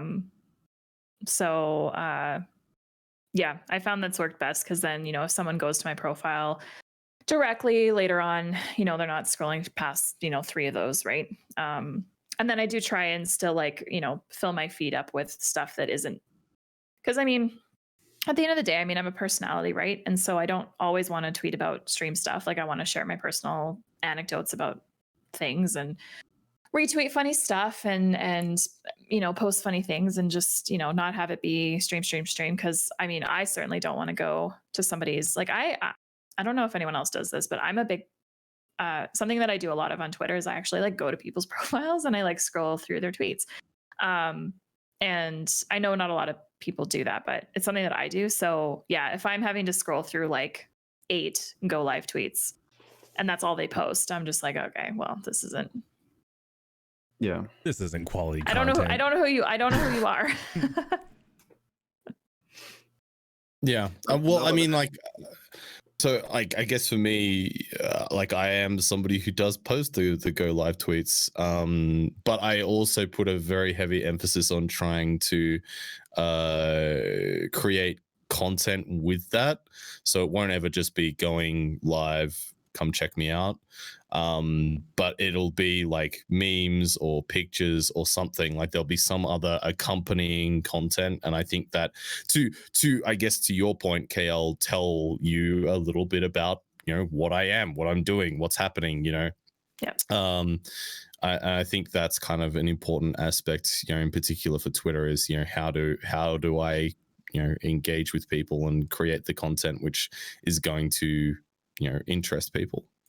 And let's not forget about Redweird's Photoshop skills as well. That's also another great example of like having fun with an announcement, really. That's also a really good thing. I might say also that, sure, I'll post like live things if it's like a special stream or something like that. Then I'll absolutely do that. But yeah, again, it's just from my brain. I don't I would feel bad in a way that I do that, because I think it's some kind of like, I don't want to take up space. I'm like, okay, I'm going live, like more like announcing that through my own Discord or something. But yeah, the other thing too is like you, like with all the people that are following you, it's like you don't know how many other people they're following. So like your tweets, like they might not even see your tweets because they're just following that many people that, you know, they might stop scrolling through their Twitter for the day like 10 tweets above where your tweet is, right? So that's the other thing too, is like, like, yeah, post however much you want for whatever you're comfortable with, but don't ever be afraid of like, because for some person, yeah, they might be following 5 people, so your tweets are always going to show up maybe back to back to back to back. But if someone else is following you that's following like 600 people, then they could maybe never see your tweets and might have to even do something like set notifications for them so they don't miss them, right? Although I don't know if anybody's actually, I won't lie, I did set up notifications briefly. I turned them off the other day, but I had set up notifications for that Zach guy that runs that like Twitch news or Twitch show thing or website creator. I don't remember what it's called, but during all the DMCA stuff, I actually turned notifications on for him because he was tweeting a lot and I just really wanted to be keeping up with the news about it. And then I just turned it off the other day because that's kind of quieted down a little bit now. So, but until it crops back up again. Yeah, as it always will. I don't see any more questions, but Friendly Kitten has a poem. 4 panelists have this evening discussed most Twitchers' important questions. Look at their streams, listen to their voices. We enjoy their offerings. We enjoy their company. Thank you all for a quartet. An evening spent in such glory is heartwarming. Lovely. Aw, Thank you. that's lovely. Oh, sweet. Thank you. All right. Should we wrap up and go on a raid? I think so. I think we should. Sounds good to me. It is somebody's birthday today. Oh yeah. Twiggy's. Oh, Twiggy's. Imagine. Yes. Oh, so Twiggy just went live a moment ago doing a birthday celebration, playing The Longest Journey. I think that's the game. Hell yeah. That she's Sounds playing. wonderful. So we shall go and send the NookCast crew over to Twiggy, one of the founders of the Nook. That's perfect, Friendly Kitten, because that's happy birthday in Norwegian. So that's a good raid thing. Okay, perfect. We should add some emotes to that. Anyone add whatever kind of emote you want to this message. I think I'll probably add the pride left and right because he's my favorite, or it's one of my favorites anyway. I'll just wait for you to do that because, well, I'll just copy pasta. That feels good. We could do that, and then we could do it multiple times. So while we're getting raid messages as well, I think it's worth shouting out Hampy as well, to keep an eye out on Hampy's channel for the new emotes that are coming because they are super, super cool, and I can't wait. I'm very excited. Thank you. On Make Monday, sure you guys are following both. We can't just shout out Hampy. We also have to shout out BloodyDrongo. If you're not following either of these gents, please, please, please, please. You're doing it wrong if you're not. I'm telling you. Yeah. Go and check them out. Thank you for having us. Thank you for being on the podcast with us. Yes, sorry, I was like, my brain had a pause for a moment there. Thank you. Drongo, thank you so much for waking up at an absurd time of the day on a Sunday to be on this podcast with us. Truly. No problem. I mean, anytime. That's something that I like when Joe and I started this, I was just like, man, when are we ever going to get Aussies on here with us? Because the times that work best for us are just not. Drongo is actually the next guest on the Nook Spotlight, but we're still trying to figure out time. Hey, awesome. I've got the next 2 weeks off, Hampy, so I'm sure we can. Shit. Ooh, yeah. Beautiful. Guys, thank you so much for being here. Let's get this raid fired up. Thank you. Thank you for having us, KL and Joe. I appreciate you both. And go and check out KL and Joe. On their streams because they're awesome as well. I think this command is a thing. Yeah, there we go. All right. Yeah, there we go. There we go. There's our links if you're interested in following us too. Of course you are. They're part of Of the course. Come on, seriously. freaking hell. If you are, no pressure. No, you should. Hee hee. Hee hee. All right, guys, thank you so much for being here in the chat. Always lovely to have people here listening into us. This episode will be highlighted and then exported to YouTube. So if you're watching this in the future, I hope you enjoyed the podcast. And let's go send Twiggy some birthday love. Take care, everyone. Bye.